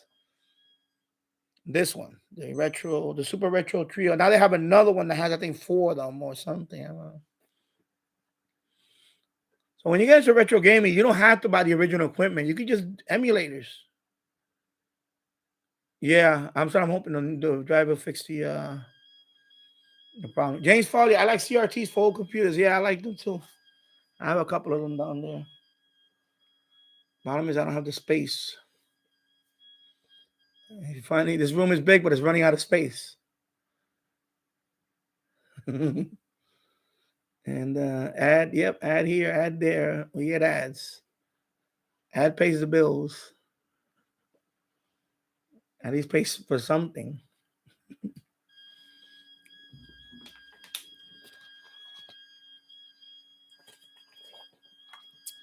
So hopefully about a week or so, I should get the ceramic filter for that, and I can fix this radio. And I'll make a video on that, try to fix that. And of course, I still need to put the switches here, and I want to do that video on the how to record using SDR, because I want to start using my SDR. I'm going to automate it, actually. I want to start making catches, medium wave. So I'm going to have the RSPdx with the MFJ 1886 loop. I'll have that recording with SDR Uno. That's called the scheduler. On SDR Uno, they call it the scheduler. So you can schedule. I can't load it right now because SDR is not connected to it. But the schedule is pretty straightforward. You just tell it what day of the week you want to do it, what time, starting at what time. Like, for example, I could say not midnight. I usually say 1 o'clock in the morning. I'll say, but the thing about the scheduler, you gotta have the computer on and SDR Uno open and everything. That's how it works. You cannot have the computer off, and it doesn't work that way. So when you have the scheduler, when you want to schedule a recording, you have to have SDR Uno open. Of course, the computer got to be on, SDR Uno open, everything connected, and then you do the scheduler, and then you just let it record. And it's just going to say, and once it's done, it's going to save it into a WAV file. It looks like cryptic file name. I don't know if I have to look into it. I don't know if you could give it a more descriptive file name. And that's it. Once you I don't got it hooked up. Anyway, I'm not on the computers. Yeah, I'm not running OBS today. I'm just a webcam. I think maybe in the next live stream, maybe I'll do that. Maybe I'll do the OBS thing and I can show how to do the scheduler. The problem is that with SDR Uno, when you're doing a live stream with OBS, SDR Uno hogs up a lot of memory. That's what happened to me in the basement. And a couple of times I got disconnected. It slowed down my CPU went up to the roof. Because this computer is a fast computer, but it's not the latest and greatest. So I noticed the CPU will be, bam, almost like 80, 90%. Sometimes it will spike at 100%. With SDR Uno. Because if you have SDR Uno and OBS, that's 2 memory hogs right there. So you got to be careful when you use it. And then if you use the record feature, that's more of a memory hog. because you're allocating memory to record the audio and then put it. So it's recording and do it. So that's when it really crashed. I think that's what happened. I was trying to demonstrate somebody on when I had the live stream in the basement. I was trying to do the SDR recording feature while I was streaming, and it crashed my live stream. So that I don't know if but that was my laptop. This is better than my laptop. It seems to run better with the laptop. I think it's just too slow. But I'll see what I can do. I want to make that video. Married there, so hopefully the new thumb drive will fix that issue. I'm gonna look into it. It's been a couple of years since I messed with the Amiga. The last time I messed with it was to install the Turbo Fire card. I opened it up. I took out the CPU. I put the Turbo Fire card in there. I booted up, and it works fine. Then I had to put the SD card reader. I mean the CF card reader, and it booted into the Amiga desktop. Worked fine. And then I played a couple of games on it with the GoTech, and that's it. And then I just never used it again. So, Glenn Dansler, thanks for the walkthrough you did testing for noise. It has been years since I tested with a portable. All my noise is from a flat screen TV. My noise floor is now so low. Oh, thank you. You're welcome. Yeah, I did that video that I did. It was on, I think it was on Monday when I took my son to school. It was a nice day, right? So I was like, oh, you know what? Right there, I just said, you know what? I'm gonna make a video because the week before, I think it was the Friday before, not this past Friday, but the Friday, and because I did that on a Monday, last Monday, right? So the Friday before that, they were installing the transformer down on the other block on one of the poles. They were putting up a new transformer. So my son was looking, he's like, Papa, what's that? He's like, I said, son, that's a transformer that goes, they're putting out, because they put up a new pole by the bakery. There's a bakery down there. So that one, you know, like what they did here a couple of years ago over here. They cut the old utility pole. Well, they put the new pole first, and they moved the electrical stuff first. Then they cut the half of the pole down. The telecom stuff, they don't touch that because that's not theirs. Eventually, the telecom has to come and add their stuff over, like the internet, the phone line, and all that. The telecom, I call it telecom.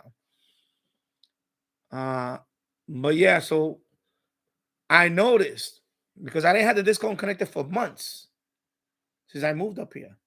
So when I hooked up the discone the other day, I didn't get the hum. I was like, wow, I'm not getting the hum. And I realized that they're putting new transformers all the way down the block and down that way too. All over, they're putting new transformers. So they're upgrading all the transformers around here. So I think that has to, remember I told you that the discone was probably picking up the noise from the power line. So I think the fact that they're putting all these new transformers, upgrading the power lines, might have helped. Might have got rid of that. Because I was getting a constant hum. I made a video on that. I did a little hack that I use a piece of wire and I connected to the switch. And you know, it was clipped onto, but I don't need to do that now. And I asked my brother too, because he was getting the hum too. And I was like, Harry, you still get no. I get a little bit sometimes, but it's if I have the radio like this, I get a little bit. But if I move it like that, it goes away. And when it was really bad, the whole AM band was obliterated. It was really noisy. It was like constant. Oh man, it was really annoying. But it went away. I mean, knock on wood. Hopefully, I think there's a correlation between that. They upgraded the transformers because I had a feeling it was that. And then David's radio room told me that I should take my radio. I still want to do that. I still want to take my portable radio outside, but I need my son to go with me, so he has to be my cameraman. Because you can't have you can't have your phone next to the radio because it'll create interference. You have to have somebody away from. you know, especially a phone. Maybe what I'll do is I'll just use the dedicated camera. I have a Nikon. I'll use that, but I can't do. I need somebody else to go with me. So maybe I'll have my son be the cameraman. My wife.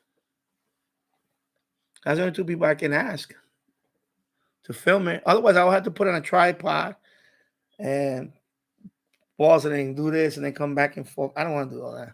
I did that when I did the outside with the end-fed. It's better to have a camera person. That would be better. I'm getting added in about 30 seconds. 1 hour and 35 minutes in the book. In the books. 10 people watching, 11 likes. Thank you. Yeah. So let me wait. I'm gonna go get the other water bottle. It's gonna be nice and cold now. I'll be right back while the ad comes on in about 20 seconds. 20 seconds for the ad.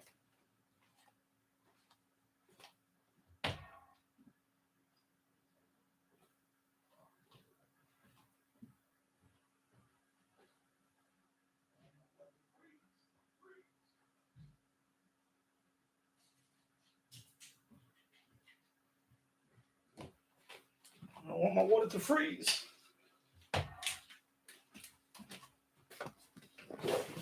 Oh, here you go. The water. Ad. Okay, ad's over. So you're welcome, Glenn Dansler. Yeah. So when I was coming back home, I said, you know what? I'm going to shoot the video and show people the power lines. So there's a couple of old ones down there. A couple of real old transformers. One is really rusty. Is all the way down there. I think they have to update that one soon. But that's what happened. The minute I plugged in the disc home, I didn't get the hum. But I'm still gonna move it eventually. I still want to move it from there. Yeah. Yeah.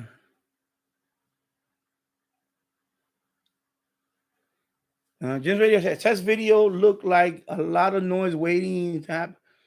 Wires every that's one thing here. There's a lot of wires. It's like my radio DX it comes like a rat nest. You have all this telecom wires. Because I lived in New York City almost all my life. I never saw overhead wires in New York City. Where I lived at, everything is underground. In New York City, especially in the Bronx, the neighborhood that I live in, everything is underground. Everything is underground. You know, there's like a manhole, whatever. They have like and they also have like a big box on the sidewalk, and all the telecom is in there. There's not that many. There's some neighborhoods that have overhead, but those are like very suburban type neighborhoods. So when I moved here, I was like, wow, overhead power lines all over the place, all this and that. I was like, wow. Because I grew up playing stickball. When I was a kid, we used to play stickball. We used to play football outside. If we had all those power lines playing football, it would have sucked. It would have kind of sucked in a way. Especially stickball. You hit the ball, maybe you hit the power line. I don't know. But when I came here, that's what I noticed right away. Everything's overhead here in Yonkers. Except for downtown Yonkers. Downtown Yonkers, everything is underground. But over here, everything's overhead. And over here, I'm telling you, even the power, even if we get a high winds, sometimes it'll flicker. The power here, it'll flicker. It will flicker. And it's horrible. Flickering, things like that. I'm not a fan of overhead power lines. Plus, I don't like the way it looks. I don't like, especially these poles are old. Some of these poles are not, they're not even straight. They're like leaning over like this. And yeah, I don't know what they're doing with that tax. Over here, I don't know what they do with their tax dollars. The streets are awful. They're very narrow streets here. They have a two-way street, and it's a two-way street, but it's really a one-way street. How can they have two-way traffic on a one-way street?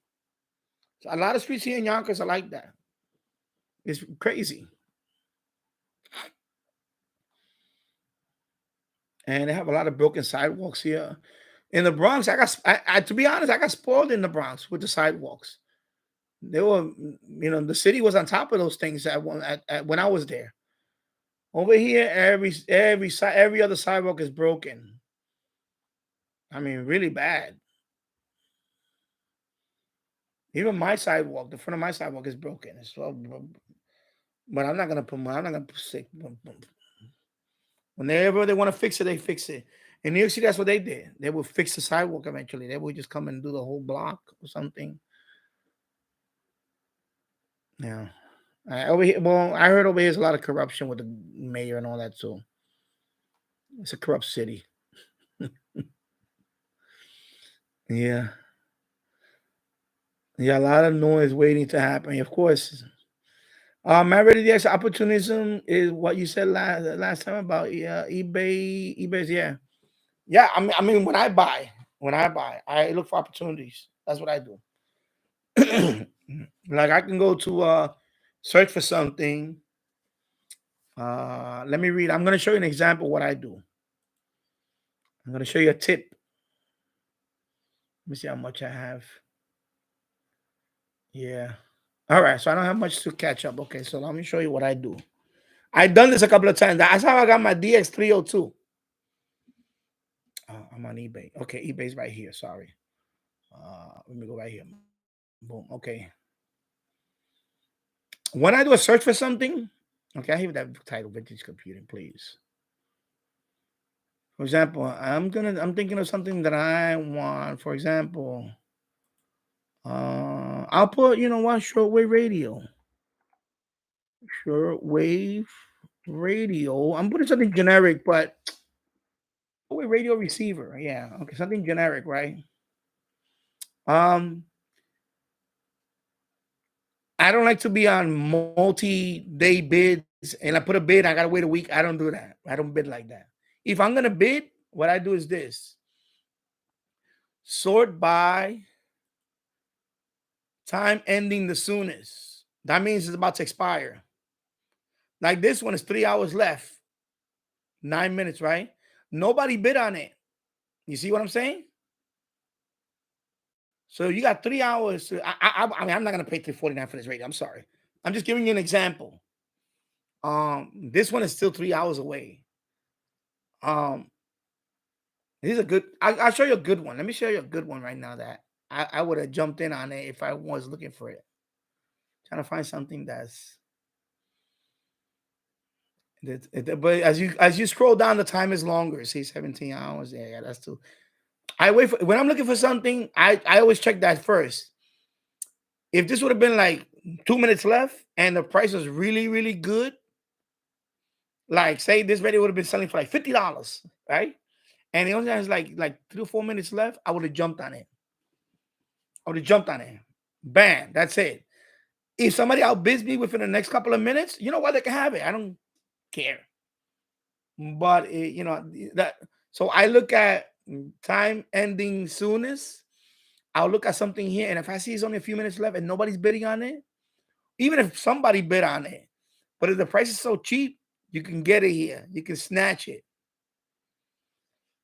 Some sellers, it never happened to me, but some sellers, they don't honor that. Like if the price was so cheap and you pick up something, and I heard stories about they won't ship it to you if nobody bid on it, if you're the only bidder. But that's not true. I had that happen. I did that with the DX302, the Radio Shack. There was nobody bidding on it, and it was only like an hour left, and it was $50. So my bid was $52. So I won. Nobody else, it was only time ran out. I got the DX302 for $52. Radio Shack DX302. And that one right there. With the on-air. Oh, sorry. Oh, right. The one with the on-air sign. $52, I believe. Because I did that. It was an opportunity. And when I put Radio Shack DX302 and it came up on the as an auction. it was already running out of time. It was only like not even an hour left. So I didn't put the bid yet. I waited till it was like 2 minutes left. And then I put the bid in. Nobody bid it. I won it. That's it. That's the way I do bids. I don't put a bid and let it sit there for a day or two and then compete with. I don't do that. No, I don't do that. I just go. If I'm looking for something, I'll do like that. Sort by time endings the soonest. And okay, time ending soonest. And I look at it. So this one is 3 hours left. So if anybody wants to buy this radio for $350, there you go. I'm not buying it for $350, but you got 3 hours to buy it for $350 unless somebody outbids you. And then there's a Holly Craftsman right here for $79, S118. I like this one. Sony ICS70. I already have that radio. I have that radio, and I have two of those. But $52. 4 hours left. It already has one bid. So most likely they're gonna keep bidding you. But if I really wanted that radio, I will wait till about 10 seconds left. Bam. $53. You know what I'm saying? That's what you got to do. You do stuff like that. No, I'm not gonna buy it. I wouldn't buy that. But I'm saying that that's what I do. Such an opportunity. Sometimes I'll see a bid, and not these prices. I wouldn't buy it. The only one that would look interesting to me would have been this one. Oh shoot, where am I? Sorry. This one would look interesting. If I was shopping for one of these, I said $52. That's not bad. But and then this one is DX392. 5 hours left. You could get it for under $40. You know what I mean? Like, I wouldn't buy it anyway.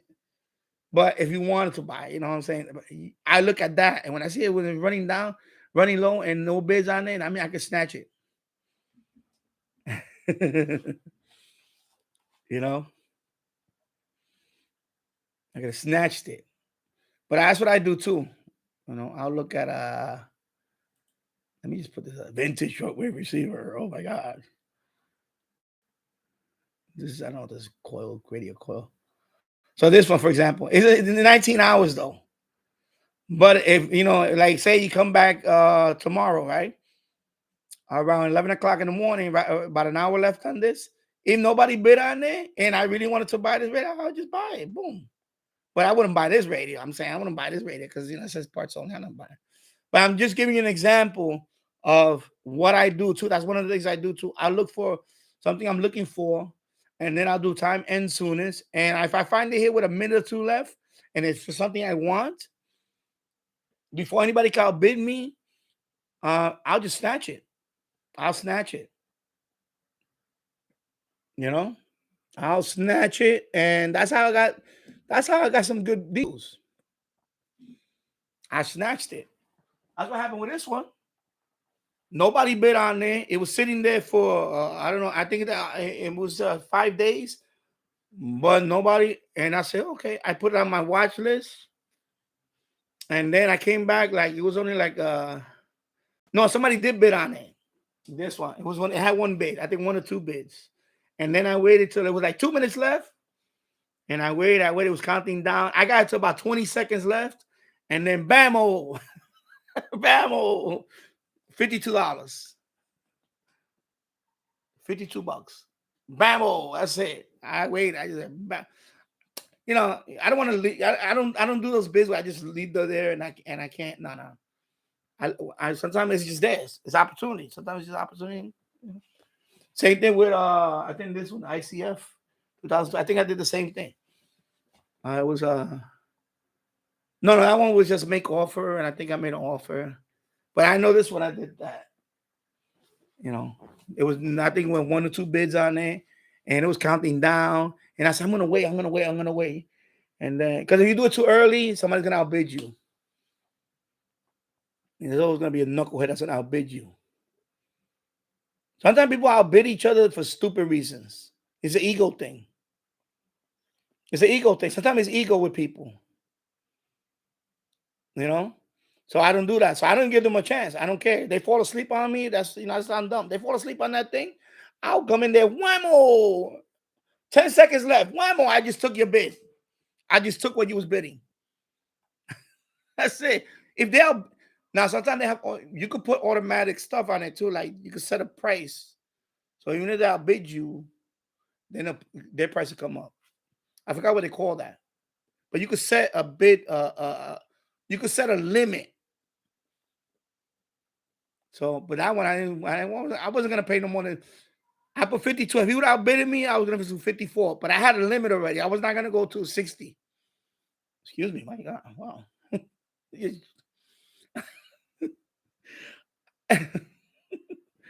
I'm not gonna go up to 60. So I already had a number in my head. He's selling it for 50. If I put my bid, it's gonna be 52. He's probably gonna put 54. And I may go to 56, and that's it. I'm not gonna go to 60. But I did it with like 10 seconds left. Okay, it was really close. He didn't have a chance. I guess he was away from the computer. You won. Yeah. No, but it's not when you say snipping tool, it's not like an app. It's built in when you bid for something. I don't want to click on it and accidentally bid on something. You could set a limit. Yeah, proxy bidding. I think that's what they call proxy bidding. You could set a limit. Say like that, for example, this radio right here. I'll give you the example. Let's just do this one for an example. This one, right now it's at $100, right? I could, when I put my bid, before I put my bid, I could say, okay, that way when I'm away, if somebody comes and outbid me, it'll automatically put, I could say, bid, 110, but while I'm away, or whatever, the maximum I'm gonna put on this is $200. So if somebody comes and boom, outbid me, it's gonna automatically outbid them until I hit $200. After that, it's gonna say, you know what, you can have it. I don't care. But my limit is gonna be $200. That's my limit. That's my limit. If I want something really bad, but I usually don't put a limit because I like to do that last minute thing. Wham! I don't because I don't like getting to bidding wars either. I'm not doing that whole bidding war either. I'll bid once. My limit is I'll do it once or twice. I have done 3 times, and that's it. I'm not gonna go boom, boom, boom, boom. I'm doing that. You can have it. Because now you're getting emotionally attached to the thing. That's a big rule I put. Do not get emotionally attached when you buy something. Don't do that. You're gonna lose. Yeah. Yeah, I don't know if they have bots for that. But anyway, my thing is within eBay, you could set a limit on the item that you're bidding on. Like you said, proxy bidding. So while I'm away, if someone outbids me, it'll just do it for me. It'll say, okay, like this, for example, this one, right? It was $50 at the time. I put 52. If somebody would have came in and put 54, if I had a limit, it would have said, okay, you put 54, now I'm going to put 56. But I'm not there doing it. It's doing it for me. But I have a limit. And I think for that rate, I think the limit, I would have put like $60. That would have been my limit. So if he would have kept on boom, boom, boom, boom, no, 60. After 60, you can have it. I'm not going to go over 60. My bidding would have ended right there. So, and hello, TV Radio 1972. Hello, Michael. I like your Weatherband DXs. They were pretty cool.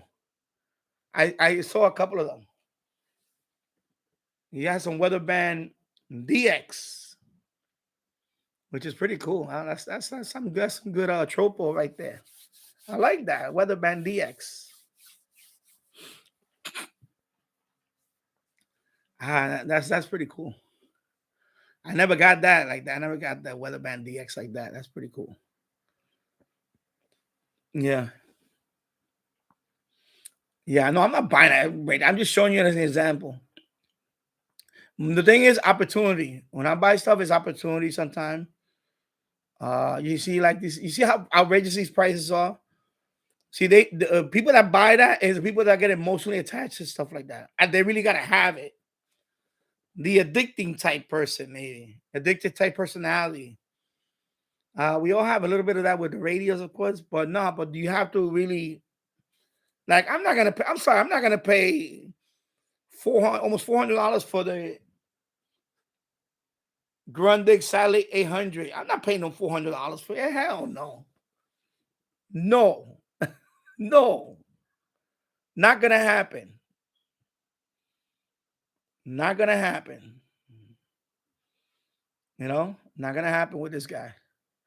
But you know, if I see a good price for it, like what happened with Craigslist, I bought it for $150. And he threw in these two radios and the CB walkie-talkie for $150. That's it. That's it. It's missing a knob, but the squelch knob was missing. That's it. But 150. I have one now. That's what because I wanted one, but I'm not gonna pay $400 or more for it. Nope. No way. James Farley, I have all the Commodore drives, even the Indus. Wow, you have that? Oh, that's the third party floppies, right? I was looking into that again. They over here they're ridiculous expensive now. I said I don't know what the Indus. I was looking for the shortwave cartridge, like the decoder, the CW decoder, but nowhere to be found. I was a few years ago. I was gonna buy one, and again, I put a bid on it, but somebody outbidded me, and I said, "I'm not. You know, you can have it. I'm not paying top dollar for that." You know. So yeah.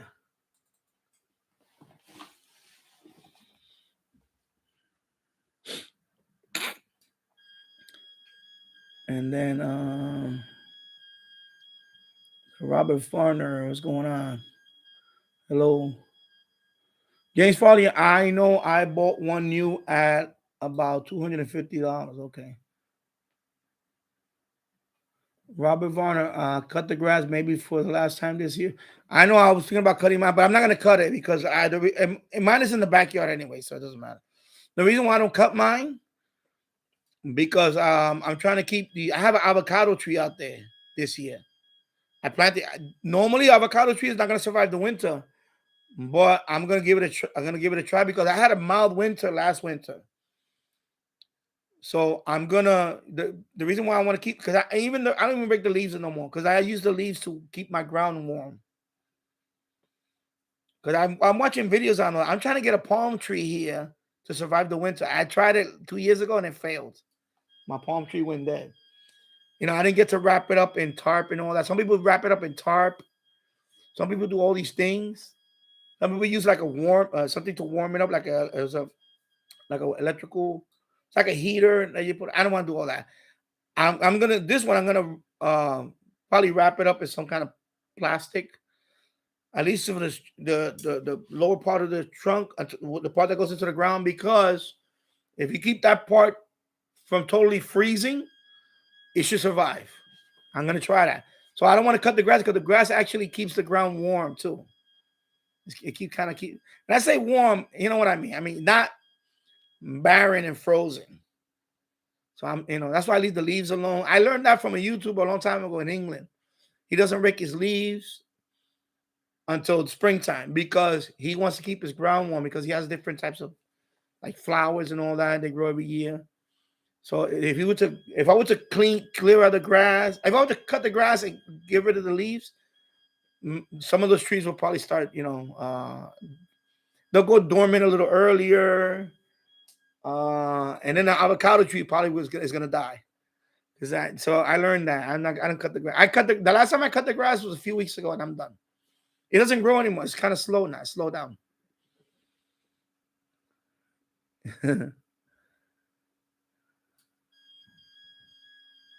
Yeah. Let me go back up here real quick. I lost my train of thought where I'm at now. Take some water here. So I'm done with cutting the grass. I'll wait till spring. It's not that even that tall. It's slowed down a lot. Even though we've been getting a lot of rain, it's still slowed down. The grass now. It's still, and leaves are falling like crazy, of course. So I leave it alone. Because I want the avocado tree to survive. I had it indoors for 5 years. Avocado tree. It's taller than me. And the trunk is about this thick now. But it's time to put it out there. I had no choice. Originally, I was going to give it to my sister-in-law in Florida, but she moved to Indiana. So I said, you know what? I told my wife, I said, we're going to put it out there. I'm going to wrap it up and see if it survives over. Because I want the avocado tree to really grow. And if it could withstand cold weather here in New York, that'll be awesome. And I looked it up. There's a couple of YouTubers that they grow like citrus trees. There's one that lives in New Jersey. He grows citrus trees, the small one though. It's like the mini tangerines on lemon trees. I seen a YouTuber that he had palm trees. He lives in Canada, like Montreal. He has palm trees. Yeah, but this is a particular type of variety of palm trees that they grow, but he wraps them up with tarp and all that over the winter. They go dormant, and then because I'm trying to grow a palm tree in the backyard. I want a palm tree. I just love palm trees.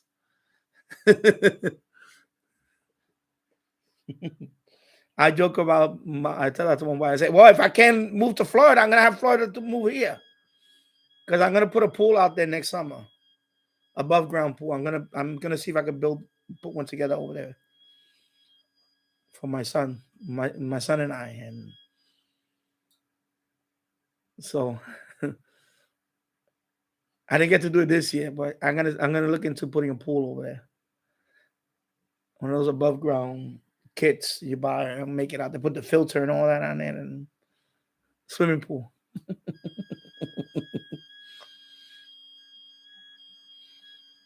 Yeah, so cut the grass. Because I'm telling you, this past winter we didn't get no accumulation, no snow accumulation at all. Yeah. James Farley, do you remember? You're probably calling Q-Link. Not Q-Link. But I had my dial-up was. If you're talking about that dialing up, my first dial-up was Prodigy. That was my first dial-up. My first internet period that I ever been on the internet was I was using Prodigy. And then I tried CompuServe. Then finally AOL. And then I had another. I tried Netcom. It was a company called Netcom, and that wasn't too good. And then when I started working for this company in Manhattan, I had a free account from UUNet. I had that. I still have the dial-up numbers today. I still have the password and dial-up numbers and all that. I don't know if they work today. I don't have a phone that I can dial up to, but I used that free dial-up for a long time, like 15 years. It was still working with the same username and password because they were from the company. So I had a whole bunch of numbers. I had free internet dial-up for years. Once I got that job, I was there for about a 6-month contract, I think it was, and then I left. But I had those numbers. UUNet. It was UUNet. And I had them for, I think I used them for almost 10 years. As a backup. Like once I have DSL and cable, I didn't need them. But when I want to dial up, I would use that. And then I gave my friend a couple of numbers too. So I hooked them up. So I had dial up for a long time, free. I had AOL. I was trying it out, but I didn't like it. It was too much silliness. I tried them all. AOL and all that. Why do you keep asking me if I want a PlayStation? You gonna send me one? Is that what you gonna? What are you doing? Oh God.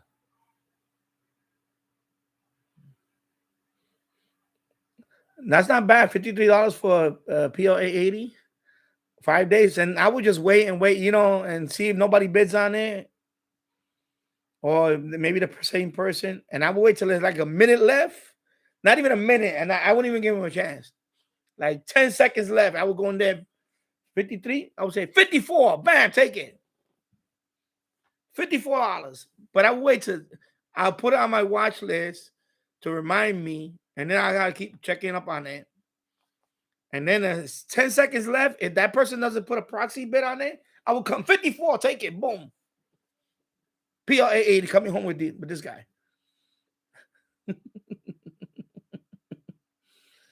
Yeah. So Q-Link, I don't know if you're talking about Dollar. That's only 30 minutes to its rant time. No, I don't know. I don't think I'm gonna rant today. I was gonna rant about something, but I don't want to talk about it today. What happened yesterday? What happened in the last couple of days with Israel? Oh my God, that just because directly, Biden gave Iran $6 billion. So you know where that money probably wound up. And according to some sources, they said that some of that weaponry was from Afghanistan, actually. That's the weaponry that we left there in Afghanistan made it to Hamas. So I don't even want to talk about it because anyway.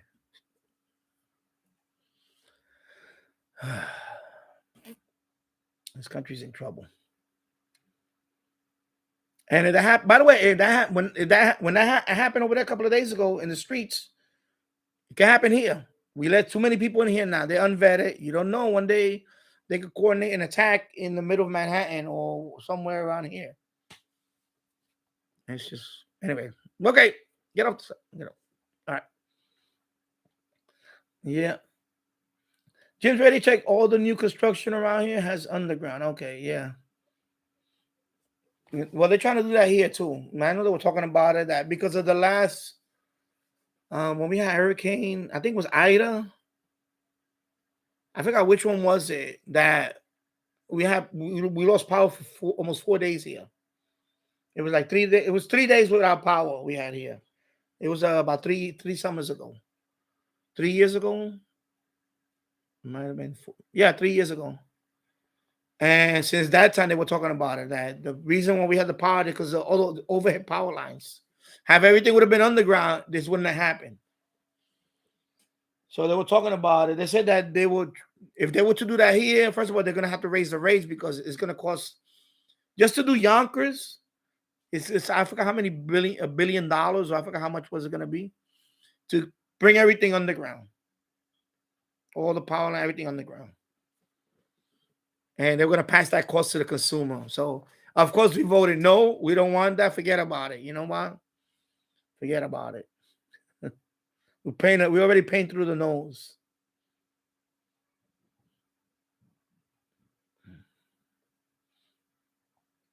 Yeah. VT Radio at Floor Park in the 70s. We used to play kickball in the street. First base was a tree. Second base was a manhole. Yeah, same thing with stickball. We had like first base usually would be somebody's car door on this side. That car door is first base. And then the second base would be the manhole in the middle. And then third base would be the other car parked on the other side. That car door is third base. And then home plate would be the other manhole. Home plate. And then, of course, in the outfield, when you hit a pop or whatever, and the car's coming, you have to say, car, and that's it. You know, and usually I can't, somebody will yell car, and that's it. We had to like pause. That play don't count because of the car. So we had to yell car. The street games. Same thing with football. When we play football, we're in the middle of a play. Sometimes if cars come in, sometimes they don't slow down. We gotta say call. Everybody get away from the, before. So that play don't count. The good old days. Modified DX said, wow, 350 for the Grundig 800. I remember I could have got one for 60 pounds 10 years ago. Yeah.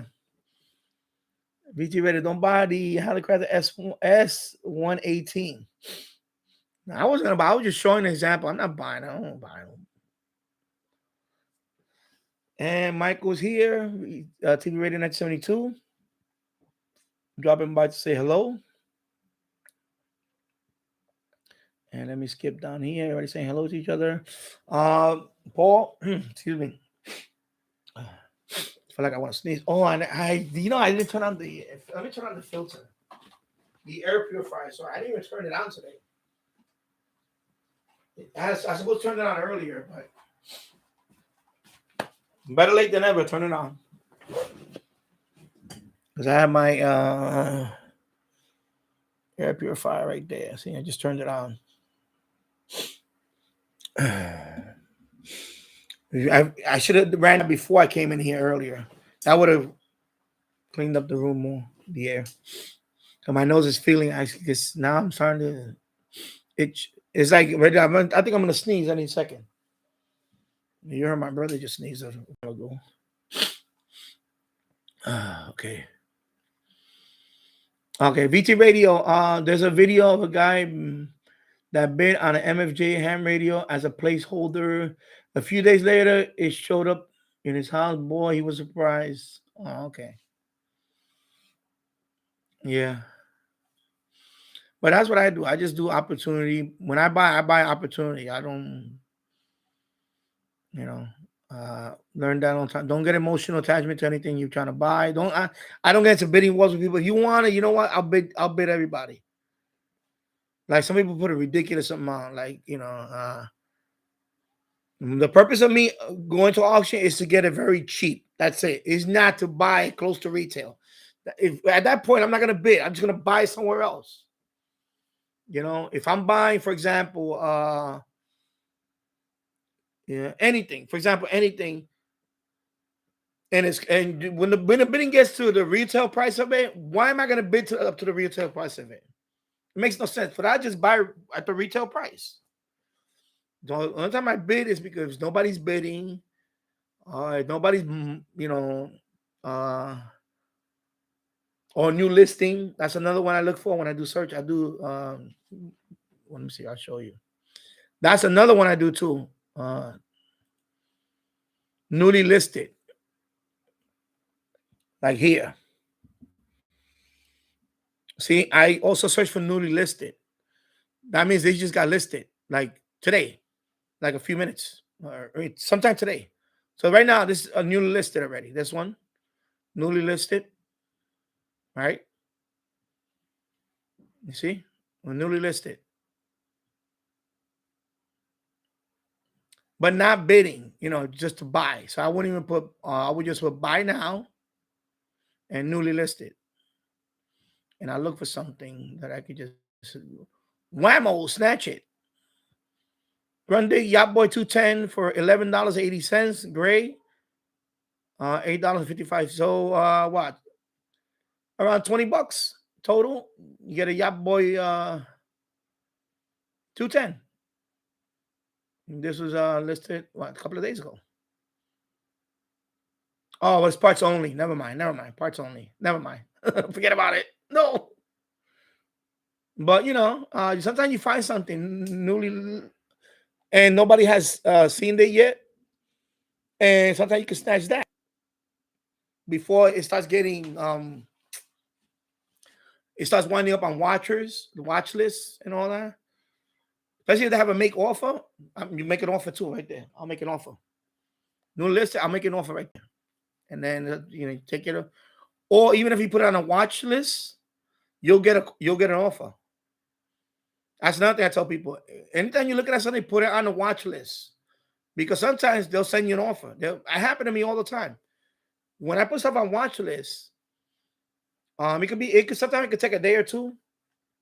I'll get an offer. They'll say, you want to buy it? You still want to buy it? I'll give you 15% off of this. So they'll knock the price down a little bit, and they'll say if you want to, or you can counter it. You can say, yeah, thanks for the offer, but how about this offer? Even if it says, even if it doesn't say make offer, they can make you an offer if you put on the watch list. But you have to put on the watch list because it has happened. I got one. I've been looking at. There's one I got on the watch list for months, like 2 months now. It's a server. It's not a server. It's like a storage array.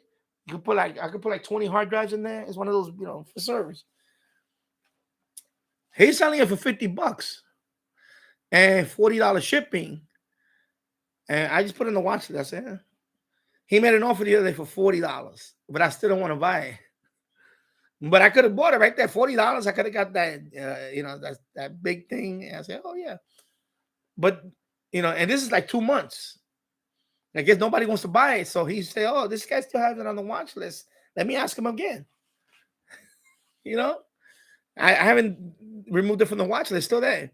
Because I may buy it one day. But not right now. I want to, it's not on top of my list. But I could buy it, if the guy makes me an offer again. So, yeah.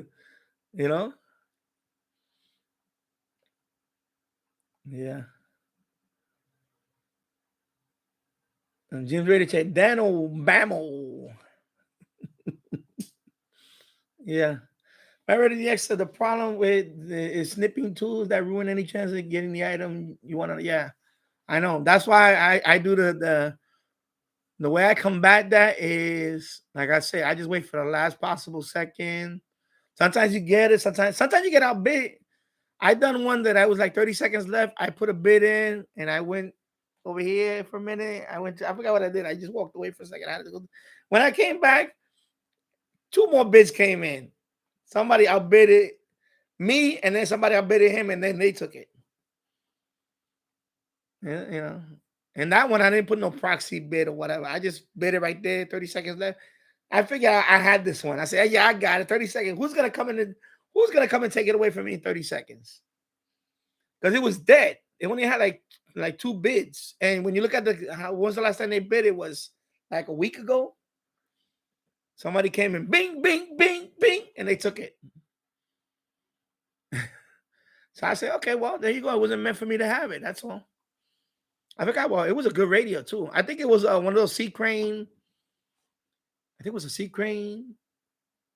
It was one of the ones with the big one, the one with the 2-meter band and all that.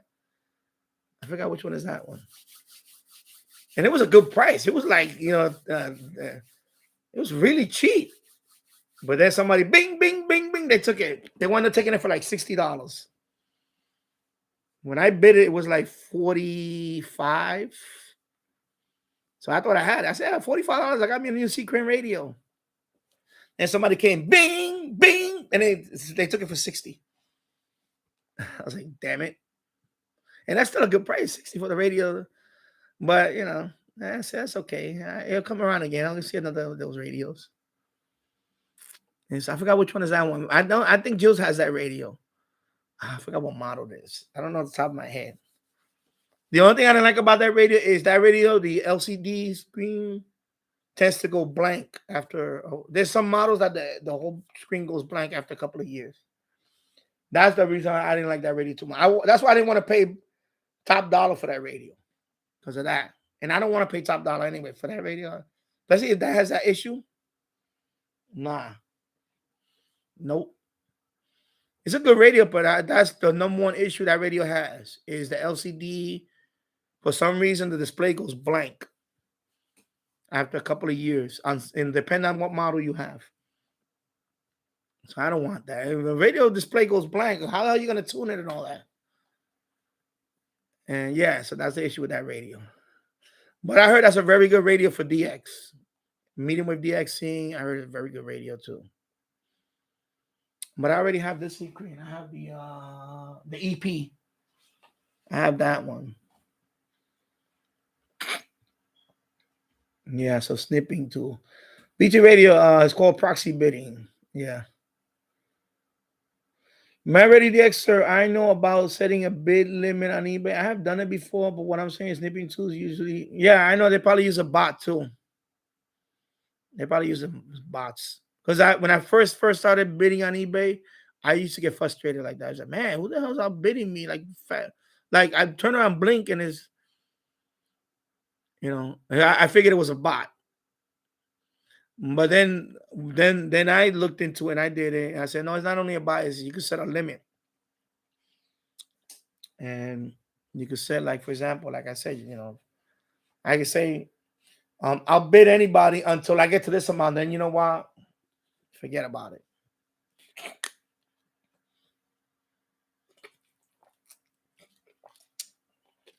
Because some people bid because of their ego. They get emotion attached to it and they just say, I'm not going to do that. I'm not going to fall for that.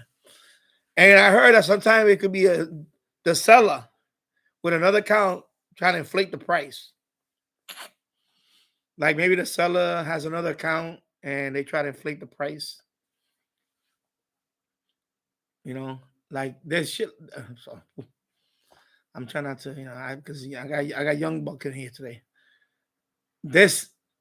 I heard about that too. Now people are trying to inflate the price by, the seller has another account, and because what happens is they can cancel each other out. Say if he winds up buying his own radio, there's a way that he says, you can just say, you know what, I'm not going to ship it to you. And I said, whatever, boom, or something. That has happened too. So I think some of it is that too. I think some people are just going in there and inflating that's why I don't get into bidding wars. I'll do my maximum bid is like one bid.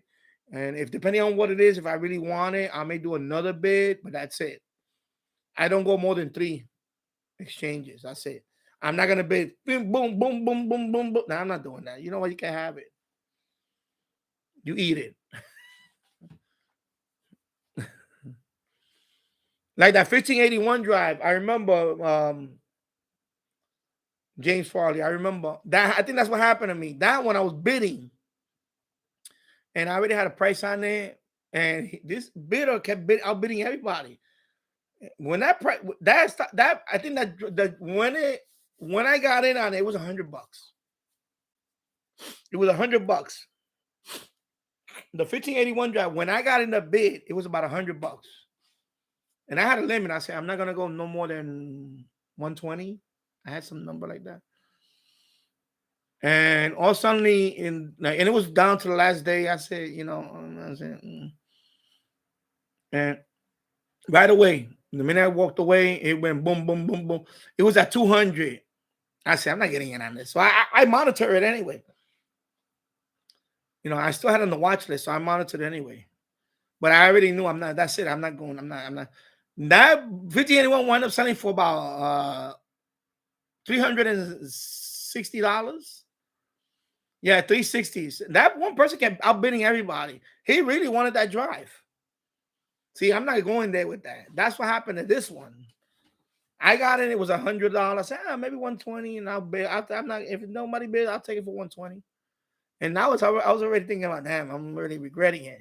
But right away, somebody went 160, 180, 200, it wound up. It got sold for about 360 or 380. I forgot what it was 300 or something. It was way up there. I was like, nah, I don't want it that bad. Nope. No way. Nope.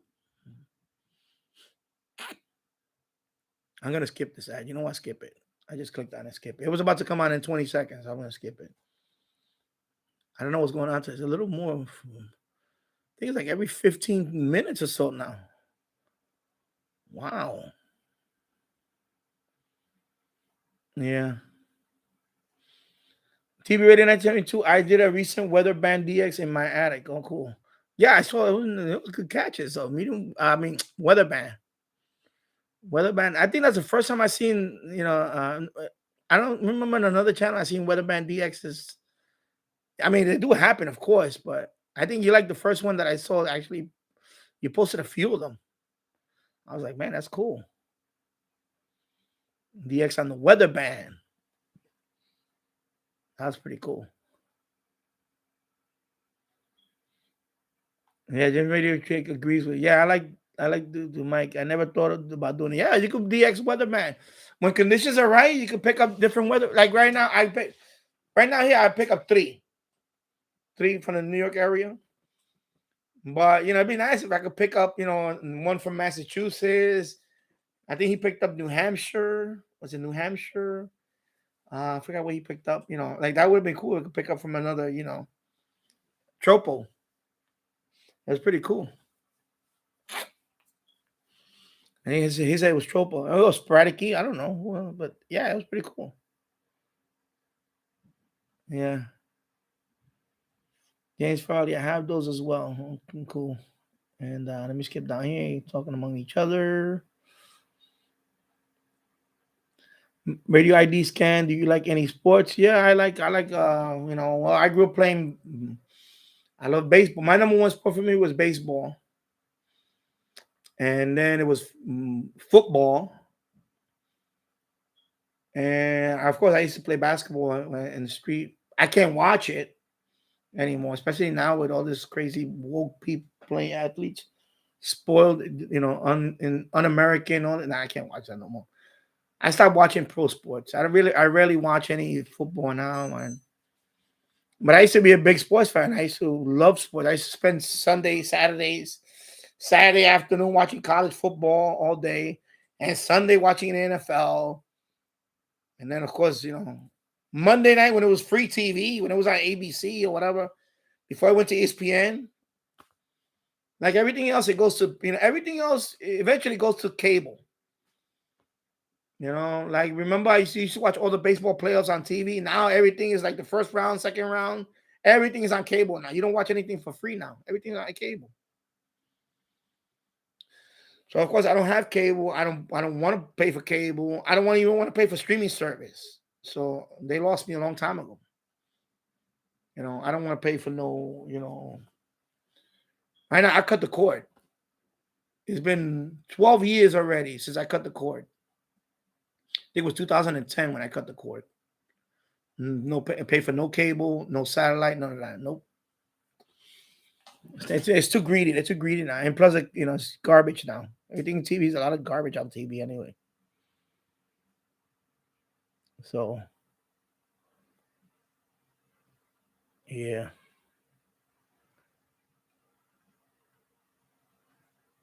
Let's see where I'm sorry. Let me skip over here. Okay. SDRPlay said, I only buy it through buy it. That's what I do. Buy it now or make an offer. That's what I mostly do. 99% is that. Buy now or make offer. Especially if I can make an offer, I'm gonna make an offer. I don't bid anymore. But sometimes I'll do it if I see like if it's something that I'll catch my attention. Oh my God, there's 1 minute left and I can pick it up right now. And yeah, I would like to have this opportunity type bidding. That's what I would call that, opportunity bidding. But that's it. I don't do anything else. But I haven't bid it in a long time. Like I said, the last thing I think was this one, the DX02. You know, it was there, boom, got it. Nobody, you know, nobody wanted it. So I said, I'll take it. I take it.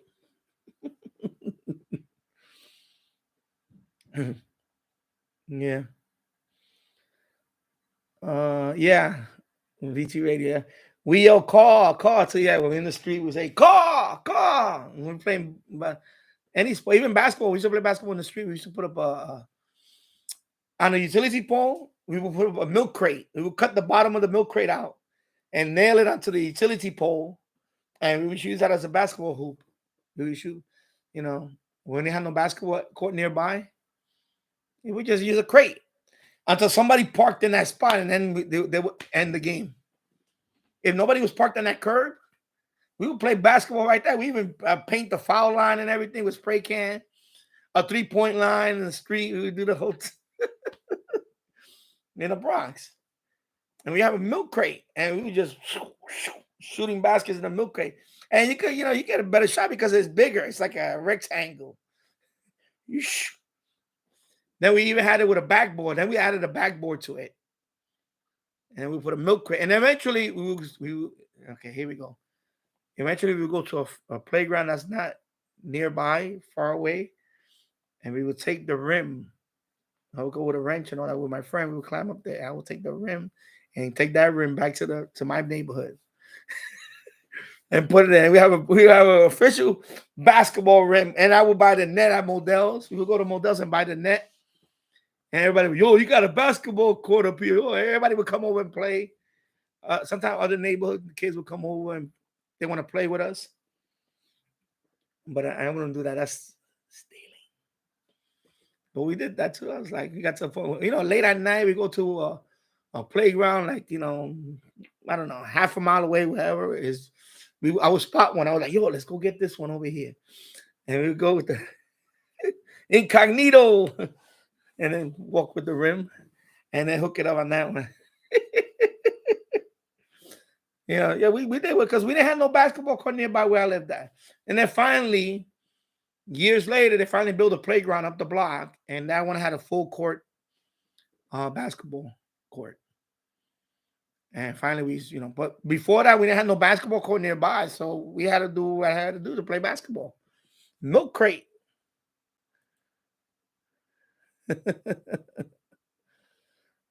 Yeah.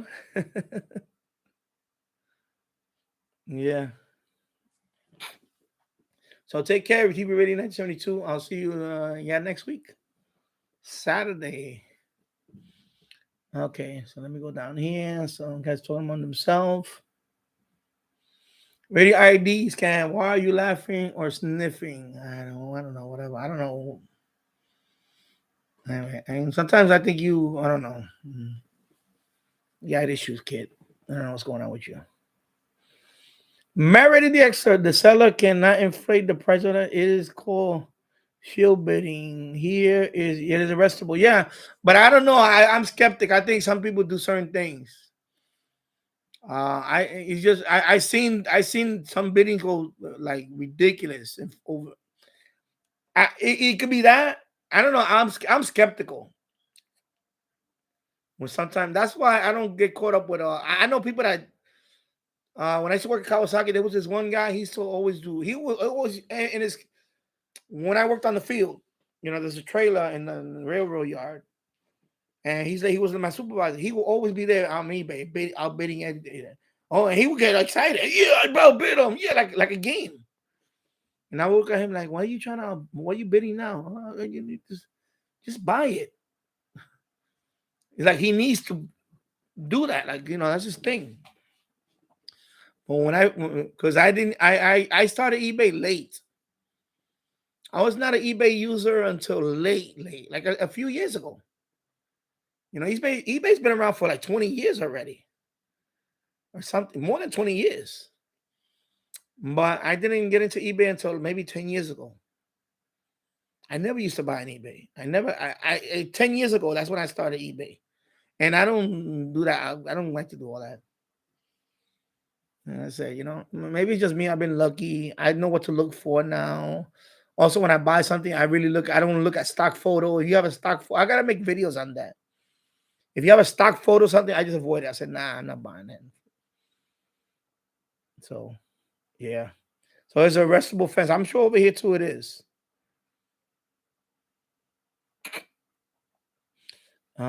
Married, I don't know if it's allowed in the U.S. shield bidding. I don't know what is. Let me see. That's called bill shilling, and it's against the rules. Yeah, but I don't know. What I'm saying is, I find some. It happened to me when I was bidding somebody, and like I said, I only do 1 or 2 bids. I say I don't get into bidding wars with anybody. I don't do that. But I notice when I look at the history, because I go back and I see who bought it. They don't show the name. They asterisk it out or all that. But you can see it's the same person, same account. Like they really wanted the item. But I think that's just somebody that really was trying to inflate the price. Because you gotta be, unless you really wanted the item that bad, or you that stupid to outbid it to a point where the price really got inflated. And that's not me. I don't bid like that. That's why I always look at the time. If it's like 5 days away, I don't put a bid on it. I let it sit there. I let it sit there and simmer. Let it simmer. Talk to me when it's like 1 hour left. I'll go back and see 1 hour left, and I see it's still the same price. Then you pique my interest. And then 30-minute left or 20, down to like nothing. When it's right there where I could just, I'm not going to put something there. Oh, it's a week away. I'm going to put a bid on there. That's useless. To me, that's useless. That's useless. Like 5 days away, I'm going to put a bid right there. No, I'm going to, yeah, you know what, whatever. Let y'all can fight it out. But I'll check back in 5 days. And if I see nobody having bid on it and I got a chance to get it for nothing, I'm going to snatch it. That's what I do. I'm going to make my own term. That's called shark bidding. I'm a shark. That's what I do. I'll take a bite on it. When there's no time left and nobody's going to bid, then I'll take it. But that's it. You know, I've seen bids at 10 people bidding on it. 5 days away. You're always wasting your money. You're always wasting your time. Just wait. Just wait till it's down to no time left and then snatch it. And if somebody outbid you after that, then you know what? They can have it. Yeah, Jim's ready to check. There is plenty of good stuff. Yeah, exactly. I was saying last night on Robbie Strike's channel, I was saying that. I got a Roku TV downstairs in the basement. I got 55-inch. I got OTA, over the antenna. I got channels there. Plus, my Roku TV has channels, stream channels. It has a lot of stream channels. Roku TV has a lot of stream channels too.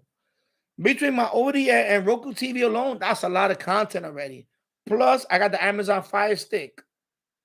So I got Amazon Prime I got apps that I download apps. They're like Kodi apps. They're not Kodi. They're not really Kodi. They're just apps that you can get other stuff, you know. I'm not going to say the word because I don't want to get, you know, other apps that you can see a lot of. Because somebody asked that last night about, where can I watch international channels? There's other apps that, yes, you can get. And I watch, you know, my wife watches Star TV. That's an Indian channel. She watches a lot of Indian programming. So, hey, get it for whatever, you know. It's called FREE. Android boxes too. I got one right here. I just brought it up because I was going to set it up over there. This is my Android box. One of them I have. The Android box, you see? 1, 2, 3. Okay. Anyway, let me just. Yeah, focus, man. This camera really focuses like molasses, bro. Oh my God. Are you kidding me? Like, there you go. See, HDMI, I got the port, I got the SD card reader. Is this a wireless little where is it at? It's up there. It's called a RE. It's a little keyboard, a tiny little wireless keyboard. Okay, and this is I had this is over about 5 years now. It still works well. Android box. It's called the G box. Of course, Bobby has one of these. The Walmart makes it. There's one in Walmart. It's called ONN. I know Bobby has one of these, I think. But that's what, yeah, you get this. You could put code. This one had it pre-installed already. I had Kodi pre-installed. I used to use Kodi, but I don't need Kodi no more. I use the you can use Kodi also. I should have mentioned the word because, you know, I heard people get banned for that in this channel, this YouTube. This is ridiculous. There's apps. Watch all the streaming content and everything. So what's the point of paying for cable? I mean, it's just, you know, if you got a half a brain, you can figure it out. That's not really. You don't have to. I know people say you should. You don't really have to. Only if, because I trust me. I don't. Because I there's some apps that I trust in. That's it. VPN is good for when you're doing what they call like, for example, Yeah, I don't need VPN. For this stuff, you don't need VPN. You really don't need VPN for this stuff. Geo-blocking. That's what you use it for. Like the stuff like that. But I don't really watch things that I guess geo-blocked. No, you don't need, because it's just I only use the box for that. I don't use this is not my computer. So I don't care. I don't care. I only use it for that. That's it. This one, all it has is I just watch it and that's it. I don't put nothing else in here. I don't care. For this, I don't need. Now for my phone, if I'm gonna do something, yeah, obviously, but I don't use public. That's another thing I don't do. I don't use public Wi-Fi. I don't use public Wi-Fi at all. With my phone, I got 5G. Why the hell I want to use public Wi-Fi? This makes no sense. Why am I going to use public Wi-Fi for that? VPN, for example, I'll give you an example. There's an app. I'm not going to name the app. So there's an app I use, right? And it has, Star TV. India, Star TV, right? It has Star TV. When you click on it, it tells you how many links and how many sources it has. Some of them have like 4 links, 5 links, whatever. Some of them says India only. If it says India only, then you need a VPN. Because then you have to say, this is from India. IP address here, Indian IP address. Then you don't get geo-block. But the feeds that we pick is not, they're not geo-blocked. So we look for another feed. Some of them say link India, link what is it? UK link, another Indian link. Some of them, yeah, if some of them sometimes they work without it. But sometimes if they say you need VPN, then I wouldn't even watch it. I just skip to the next one. That's the ones that I have. And I don't watch a lot of movies. I'm talking about live TV streams. That's what I'm talking about. Yeah, I don't waste my time on all that. For what? Yeah, I know. What happens is you're thinking about, oh, you're gonna get caught. You're gonna get caught up in one of those things, the ring thing. No, because I don't care. I don't care. Why? It's just it's a. First of all, I don't use it that often. I don't use this often. I haven't used this in a couple of years. I don't need this now because I use the Fire Stick, and yeah, that one I do have VPN on there. Whatever, I use it sometimes, but I don't really need it. Because I don't use it that often. I'll use it like, for example, I'll give you an example. A couple of months ago, and it was a crappy version of Oppenheimer. I wanted to see Oppenheimer, right? So I go to this. I don't want to mention the apps because again, I don't want to. But if you have a half a brain, you know where they are. Go there. I have the app already. I went in there. I saw Oppenheimer. It's a crappy version of it, though. It's not, latest and greatest version. It's like you could tell the guy was in the movie theater with a webcam. I mean, with a camcorder. But I saw the movie. I said, I want to see it. What the hell, Because I just and I saw the movie, and that's it. And I'll never see it again. I just saw the movie. That's it. That's it. Can I run the chance one day they might do a sting, and they're gonna sweep? They're gonna get every user that went to see that thing, Yeah, that can happen. But what are the chances that happens?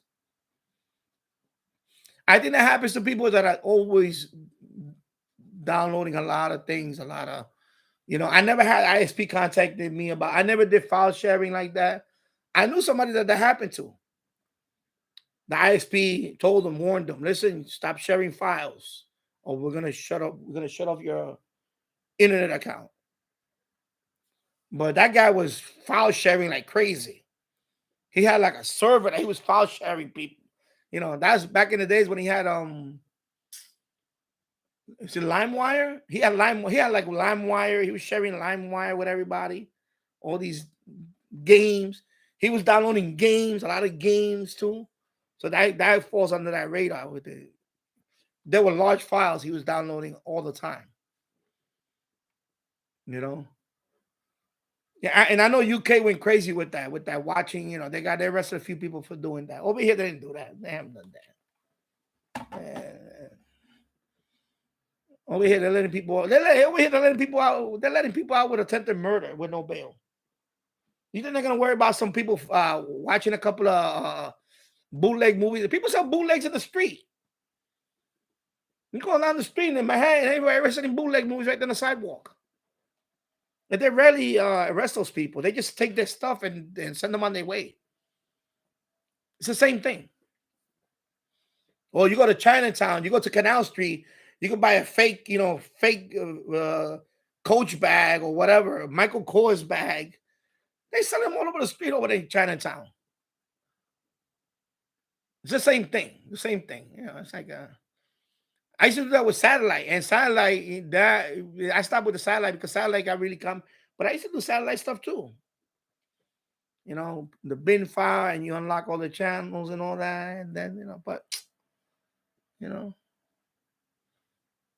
exactly, yeah, exactly. Like you got to be. And they go after you. They go after the providers. That's what they go after. That I understand. If you set up your own, you give it, if you're the one that's running the apps, those are the ones they go after. They don't go after the end. They don't go after the end users. They're gonna go after them. And there's some that they pay for that stuff. That's the other thing I don't do. I don't pay for those IPTV stuff. I never pay for none of that stuff because I know that's because then you get caught up. Then you'll get caught up on somebody's database with all the pay info and all that. Nah, I see people try to sell that. Like they sell the ones that you buy it and it has everything in there already, and you pay a yearly fee. I don't do any of that. I don't buy any of that. No. I just go to one app and then I watch something. There's another app I do for this, and that's it. That's what I do. That's it. And I don't use this all the time because there's so much content. You already got a lot of content for free. How many hours in a day you need to watch anything?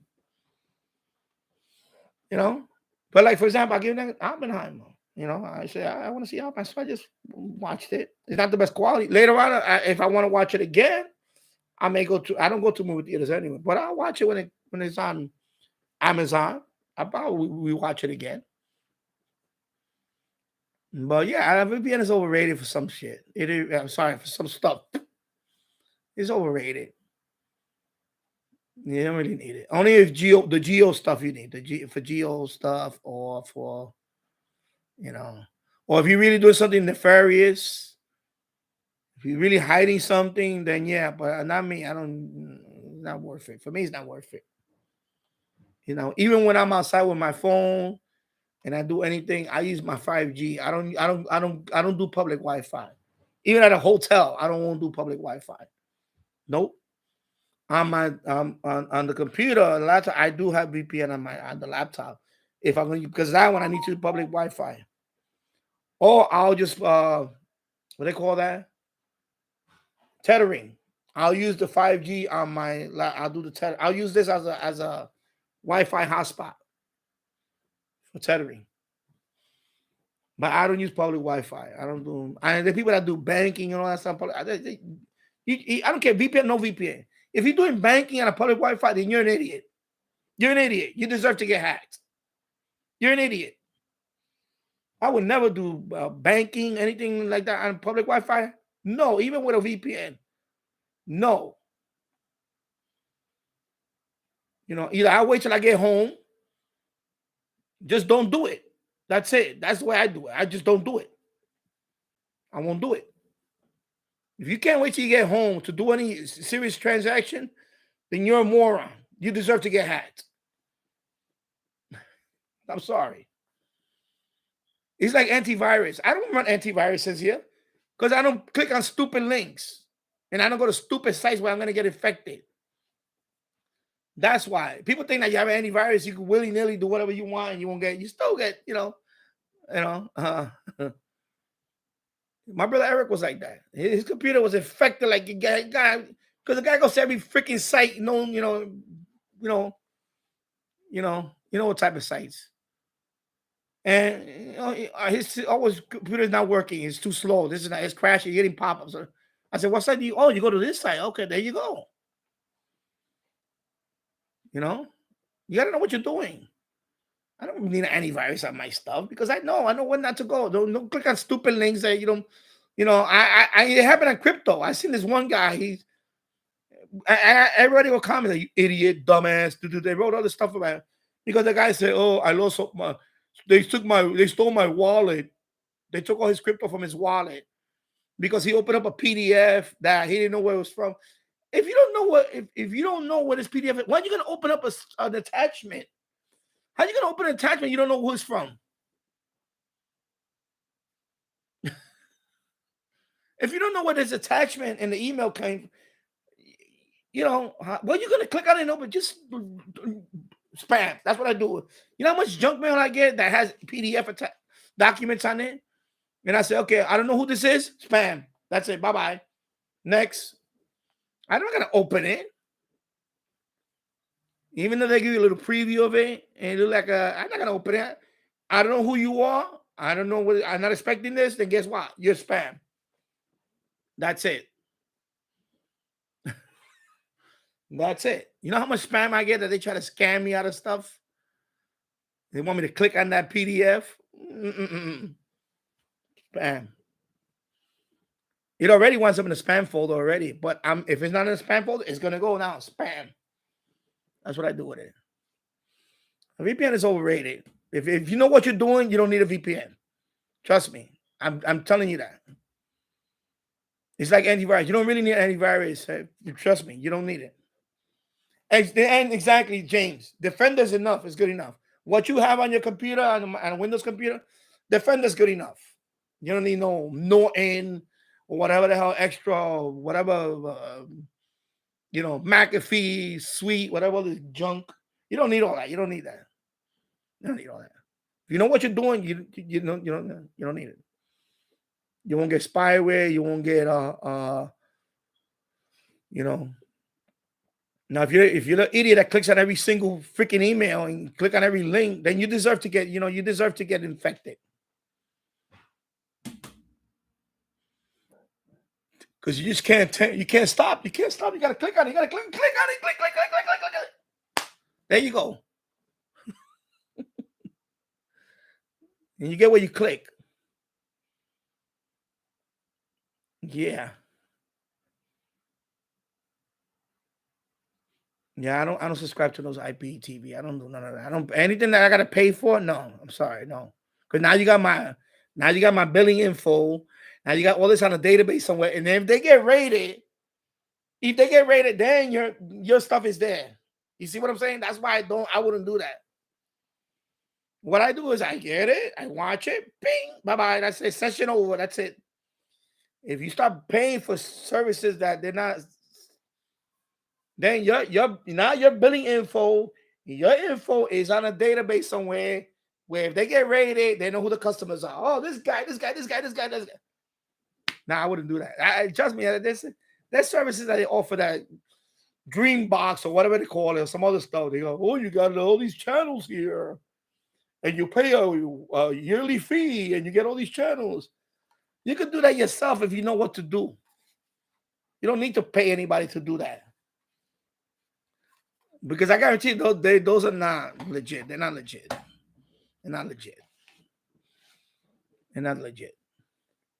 But I wouldn't do that, because then now your info's on a database somewhere where they get rated. Your name is in there. Yeah. So same thing with VPN. To me, it's overrated. If you know what you're doing, like I say, I don't do banking. I don't do nothing on Wi-Fi. Public Wi-Fi. I don't even use public Wi-Fi. I don't need to. With 5G and 4G, you don't need. With 4G and 5G, there's no reason for you to ever use public Wi-Fi when you have your phone. There's no reason. You shouldn't do it. You don't need to. You understand? And also, there's certain rules I have. I don't do any banking when I'm out there. I don't do any of that stuff. I don't do anything that I know it could get somehow intercepted or whatever. No, I don't do that. No, I don't do any of that. When I do serious business, I'm at home on my computer at home. I do all that stuff. If it could wait, it's gonna wait. That's it. I have hard set rules, and that's what kept me to this day safe. You just got to be disciplined. That's it. You got to be disciplined. You can't be out there. Oh, let me click on public Wi-Fi because it's faster than my 4G. No, you know what? I could wait. That's it. It could wait. It could wait. That's it. Anything that could wait is gonna wait. And I'm an IT professional. That's me. I've been an IT professional since the early 90s. So over 30 years plus, I'm an IT professional. So now I know what I'm talking about when it comes to that. People just they click on the wrong, they click on stupid stuff, or they go to stupid sites, and that's when they get in trouble. And that's when they get in trouble. Yep, exactly. I don't remember the last time I had a virus. You know.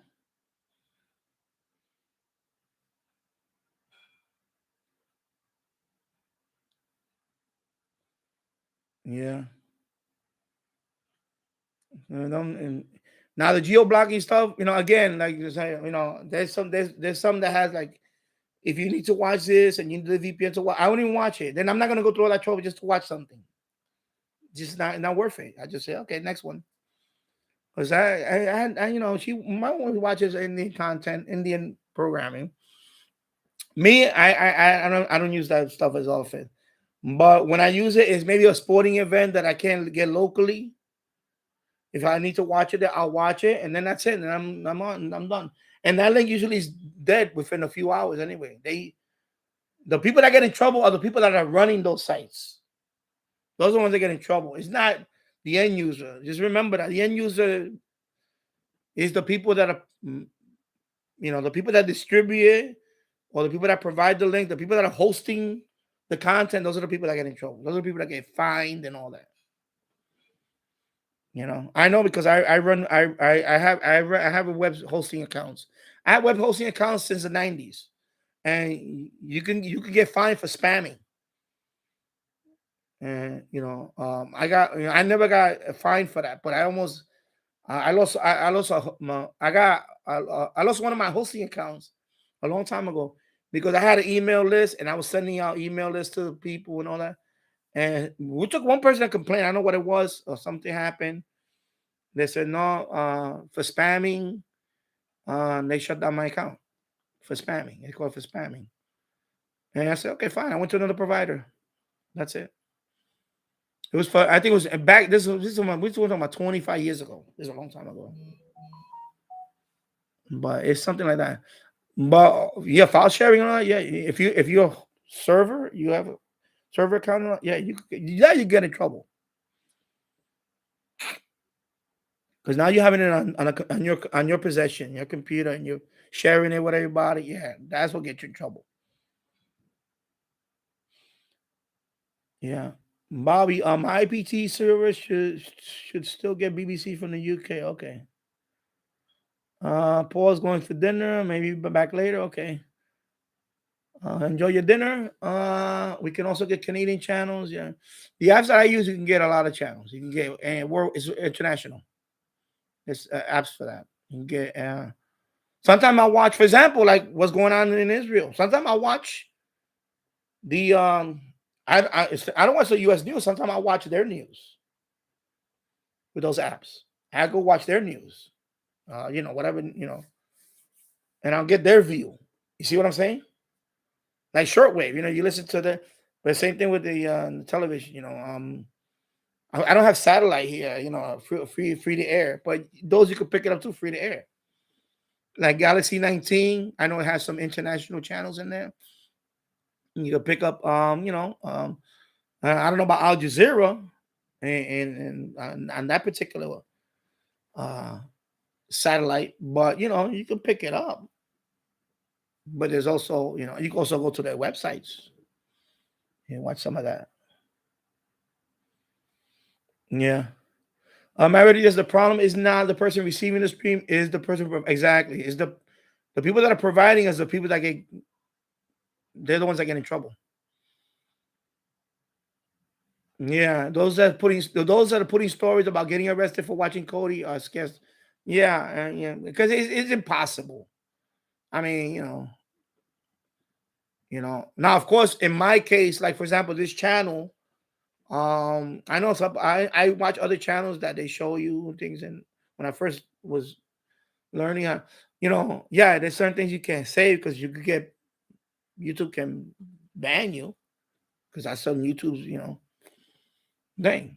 So I don't I don't talk about it. I just I'll just go like this. We know what it is because I'm gonna be honest with you. Like yesterday they were talking about ATSC 3.0. That is, it's been out for a while, but over the air TV, for example, everything is about making money. For example, right now, digital TV right now, for example, Channel 2 has my local Channel 2 has 5 sub channels. 5. So you got CBS, and then you have 2.1, 2.2 and all that. They have like other channels. I know what they're trying to do with ATSC 3. They want you, like, if you watch this sub channel for free, but if you want to watch the other sub channel, they're going to charge you now. They want to do something. I know that's what it's leading to. And to me, that's I'm going to say it, that's just a money grab. But by law, they got to have one channel free. If you're doing it over there by law, you got to have one channel free. But the sub channels they want to make it so that you have to pay for it one day. That's what they're setting you up for. You know that. That's what's going to happen. The same thing, that's why I left cable. I left cable because I don't want to pay to watch stuff. So if you do that, when they start rolling this out in the near future, whenever, now you can watch this channel for free, but if you want to see the other ones, you got to pay. I'm not going to pay for that. That's it. You know what? You lost me at that point. Because now you're becoming a cable provider. That's what you're doing. Same thing with there's some services, I thought about a few years ago, I thought about signing for YouTube TV. But I was like, why do I want to sign up for this again here? Because I just left cable. I don't want to pay for watch some, I'm trying to cut costs here. So that's why, some of it is ridiculous. I remember growing up, I used to watch Yankee baseball. Almost every game used to be on Channel 11. Now it's like the Yes Network, and now it's on Amazon Prime. You rarely see a Yankee game on TV for free. It's like a handful of games on TV for free. That's it. Everything else, you have to go to a provider to watch everything else. Like, the guy's so greedy. I'm sorry. I think he's just greed. We want to charge people to watch all this. And that's what happened. People, like trained seals, they don't, instead of saying, no, you're going to boycott this, they're not going to watch anything. You want to, you're going to keep raising ticket prices. I haven't went to a Yankee game in a long time. That I pay a ticket for? No, I'm not paying no ridiculous amount just to sit there and buy a $10 hot dog. It's ridiculous. I just said, no, you know what? It's not worth it. Not worth paying that much time. He wants to take my son to a ball game. You know how much it's going to cost between me and him? It's like a small mortgage. Are you kidding me? It gets to a point where you got to say enough is enough. I'm not paying for. I'm not going to pay to watch all this. And they go out of business. They deserve to go out of business. It's the truth. Because when I had cable, for example, we have an over the air TV channel here. It's called Story TV. It's what the History Channel used to be years ago. Go watch the History Channel now. I don't watch it because I don't have cable. It's not the History Channel no more. Now it's full of garbage. Everything is how to put a reality show bike or whatever, West Coast, whatever, chopper, whatever the hell it is, or ice truckers, whatever the hell it is. Everything is garbage now. Everything is garbage. And they charge you an arm and a leg for all that. And it's like, are you kidding me? But you got to be smart. You got to say, you know what? I'm not going to pay another $100 to watch TV. I got Roku TV. I got free stuff there. You got Pluto TV out there. You can watch free content. You got YouTube. You can watch free content. And then you have ODS stuff that is still free. And watch that. That's it. How many channels you need? You know, it's true. How many channels do you need? Yeah, everything is dumbed down. Exactly. And that's what I do too. James Fox, what I do too. I actually listen to the games on the radio. I listen to games on the radio too. You know, I'll listen to games on the radio. I don't pay to watch games anymore. I don't do that. Forget about that. I'm done with that. Done with that. Just throwing away money. To me, it's throwing away money now. There's a lot of stupid, dumbed down content. Yeah, my radio. It's like you listening to a pirate radio station. They are going to arrest everyone listening to unless it's exactly. You listen to the pirate radio station. You know they're trying to shut down the station. They don't care about the end user. They can't enforce everybody that's listening to it. You know.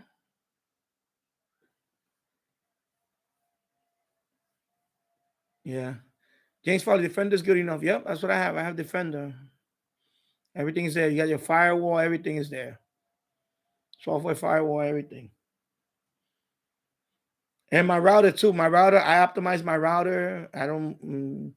I do there's a website where I go to. I check all the ports. And see any ports that I don't need to be open, I close them. I do things like that.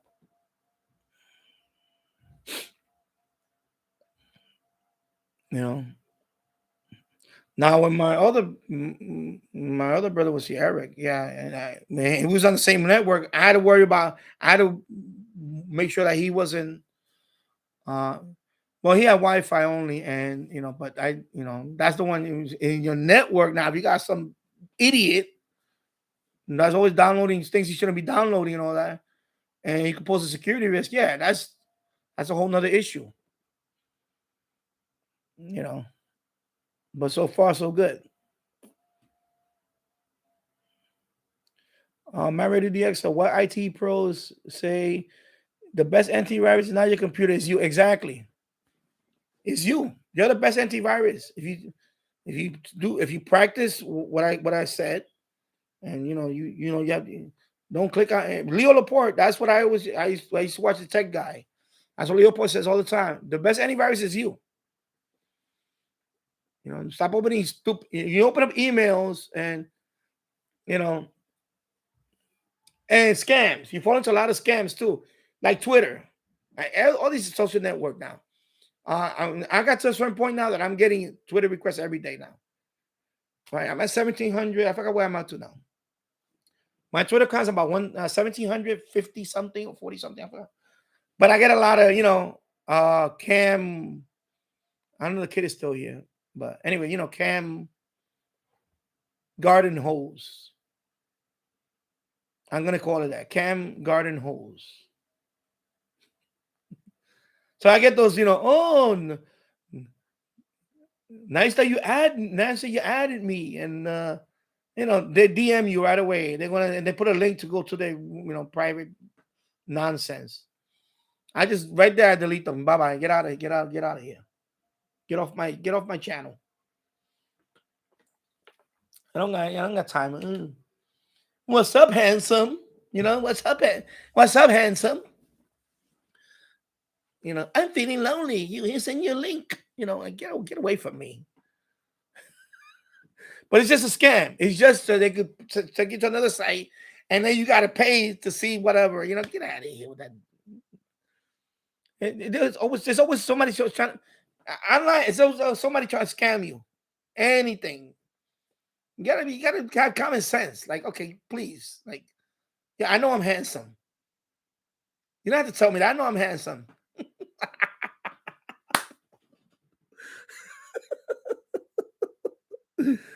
Yeah, I know.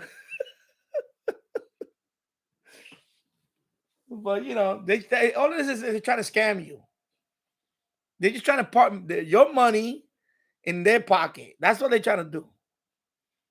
So they'll put, oh, I'm feeling lonely tonight. Here's my link, and we can, talk. Yeah, okay. Good luck on that. Yeah, right. Danny the stud muffin.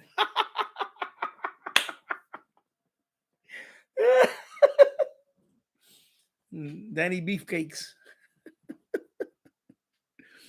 Yeah, but if we all get them. We all get those, you know, cam garden tools, cam. Oh my god, I get every day. I get a few of them every day. I'm like, well, thank you for adding me, handsome. Where are you from? It's on my Twitter right there. I'm in Yonkers, New York. Why are you asking me in my message where I'm from? If you read my profiles right there, Yonkers, New York. Yeah, stupid DM, small talk nonsense. I just get out of here.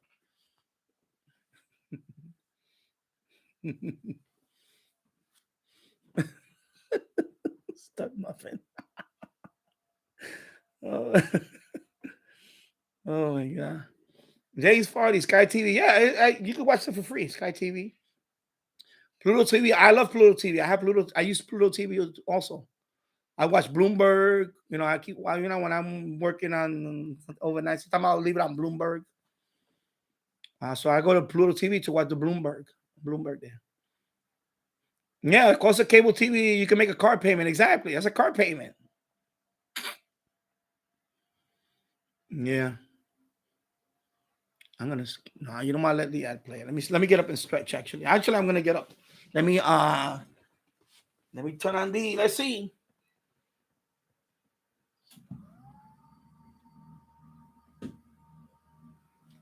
Let's see anything. So far, so good. So good. So far, so good. Okay. Whoa. What was that? Oh. It was just a light. Okay. The cord. Okay, it was too far out, huh? All right. No, that was just the LED light. It was the cord was okay. Yeah, because that's one thing. When I have to levitate, I should make sure all the cords are long enough to bring it up. All right, so that's good. So hour number 3, I'm gonna move this over here. Chair. I need to stretch anyway, so there you go. Gotta stretch. Yeah, $10 hot dog tastes like yeah. I mean, highway robbery. What they do now to pay for these exorbitant salaries. To play a boy sport. $300 million contract, a 10-year contract, $300 million, and the cost goes to you. So when you want to watch a $300 million play, you gotta pay $10 for a hot dog. One hot dog is like $10. And then the soda's another $6 or $7, whatever that. So it's like the $20 for like a hot dog and a soda. It's ridiculous. Jim's Radio Check. I remember the first cable service we had. It was called Cablevision, and it had cable A, B, C, D, and F. Yeah. That's what I do, James. I listen to games on the radio. I enjoy it actually, but I still enjoy listening to games on the radio. Mostly football and baseball. I can listen on the basketball is kind of high pace, but I don't listen. I rarely listen to basketball games on the radio. But baseball definitely is a good radio sport to listen to, and football can be a good radio sport to listen to. Hockey is too fast, but definitely number one sport I think for radio is baseball and then football. Definitely.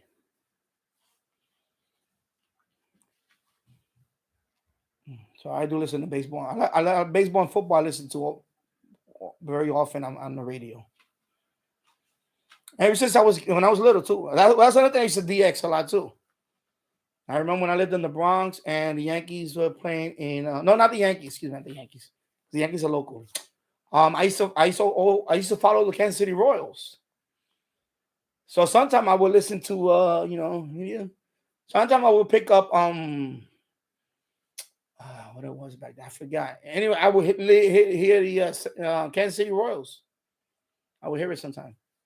I think it was KMOX, St. Louis, but I think I would hear Kansas City games on.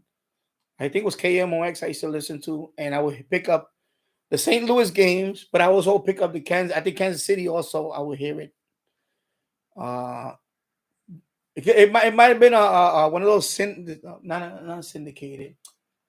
It's like oh my god, it's like a regional station, and then that's where I would pick it up. I mean, it was a couple of times that I heard it. It was back in the 80s, and I remember that too.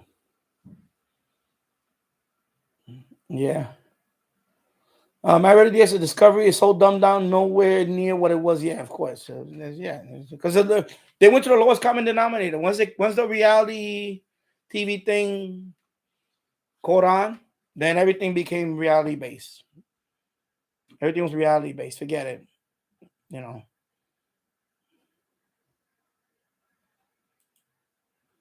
They ruined it. It was ruined. Let me close this window. This tab, excuse me. So yeah. Nanny the stud muffin, yeah. Yeah, because Twitter, I got to a point now where because I post all this stuff on Twitter. Like when I'm done here, I edit a couple of just a description or whatever. Then I share it. I put share. There's a share button on your video or link, whatever button. You click on that, and all the social media comes out.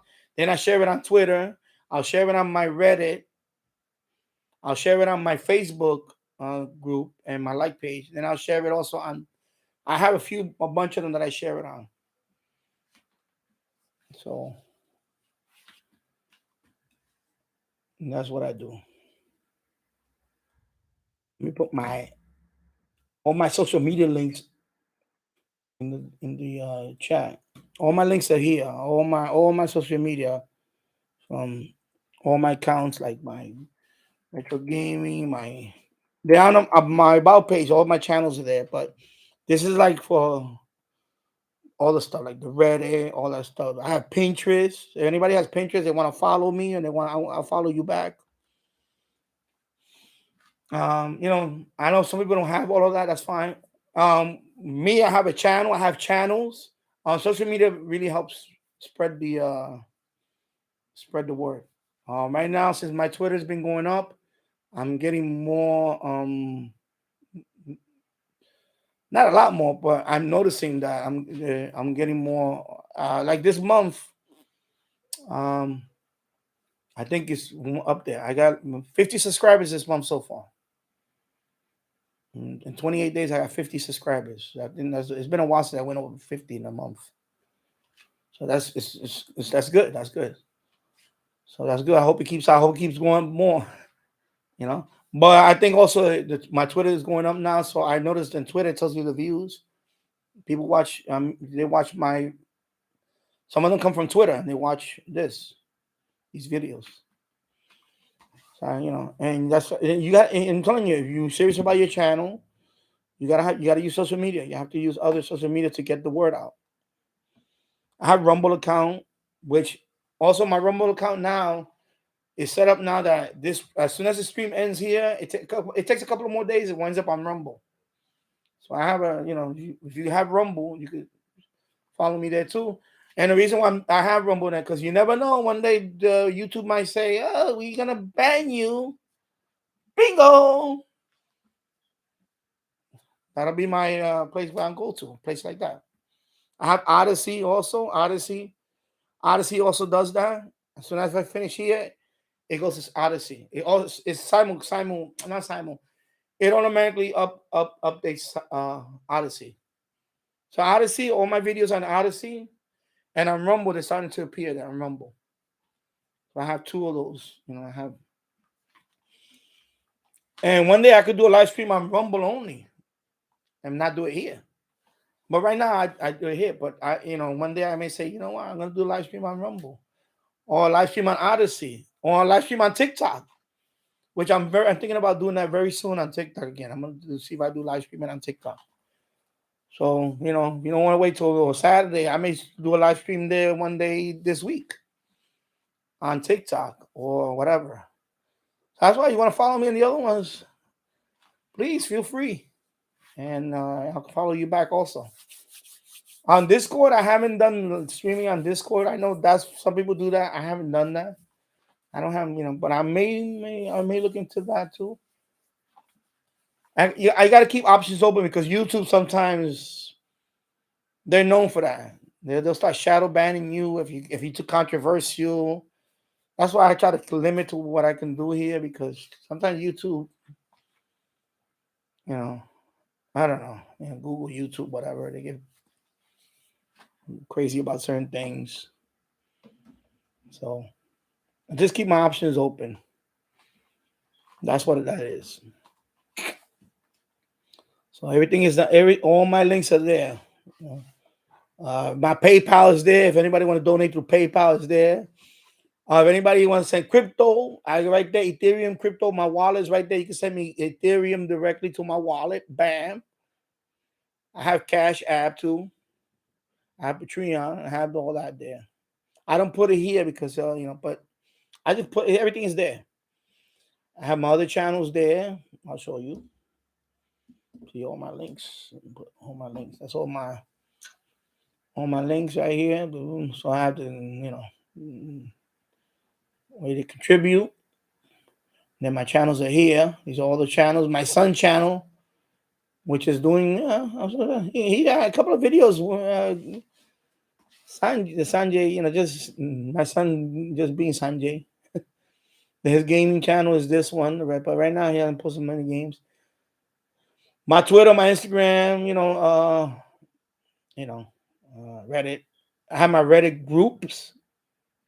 Like my Shortwave Reddit radio group right now is 100, and last time I checked it was 122 people on it. 125. I got 125 members on my Reddit group right now. It's growing. 4 people on the group right now. And see, I post everything there. It comes here, and I'll post other stuff here too. So that's Reddit. And the reason why I do my own group, because you know what? I police my own group. That's it. I don't want to be posting stuff on other groups and then people get all, whatever. In my group, I can post what I want, and I allow people to post there too. You're all welcome to post there too. I can post there, whatever. Like I know Jim Radio Check has his own group on Reddit. I know that. I follow him there too. Facebook group. I have TikTok. My TikTok is right here. This is my other one for the finance channel. My blogs. I do have blogs right here. I have Tumblr. It's a lot of stuff, but I have them. And I even have my own websites, which I'm gonna have to update those soon. I just got on Getter right there. And how many people do I have on Getter right now? Getter, that's another one that's kind of like free speech type place. I have 640 there right now. 640 following me. I post there too. All the stuff I post there. Boom, boom. Getter. Like I said, man, because too many censors all over the place. What happened with Facebook and all that a couple of years ago. I had to. I got my options open. I have to do this because hey. One day YouTube might say, you know what, you're gone. So there you go. Got Rumble right here. Twitch I haven't used, but I have it there. If I want to use it one day, I want to stream on Twitch, I can stream on Twitch. Odyssey is right here. Let's see, Odyssey. So Odyssey, see they updated. So they they upload this automatically. It goes from YouTube to here. It takes a couple of days. It'll show up here. Odyssey. I know Sparkyzilla 85 is on Odyssey. I follow him there. Robbie Strike is on Odyssey. I follow him there too. 4 Point Farms, I think he's on Odyssey also. You know, you gotta have your options open. On YouTube, the video, the only game in town for me. I even have these other ones called TV. That's but that one is pretty small. I have Discord. I have Telegram. I have a Spotify. You can follow me on Spotify. You know what music I listen. It's all the music I listen to. I have playlists. You guys got a Spotify account? I'll follow you on Spotify too. There's all the stuff I listen. Yeah, I'm gonna wrap it up in a couple of minutes. Married the Extra. I've been on for 3 hours and 25 minutes. So you see, I got stuff there. You can all follow me there. Yep. So I'm gonna see this before Saturday. I may do another live stream here before Saturday because I still want to finish the switches here. And of course, retro gaming, Married the Extra. Before you go, I may do something during the week with the Amiga. Try to troubleshoot that live. I'm gonna try to troubleshoot that live on a stream. Maybe that. So I'll see if I can do that during the week for the retro gaming. Alrighty. So anyway, so I'm gonna sign off now. It's 6:46. I want to make something for my son to eat now, and I'll see you guys. Tomorrow is Columbus Day, so my son doesn't have to go to school, so he'll be home with me.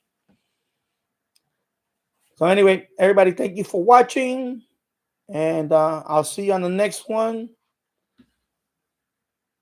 Take care. Bye-bye.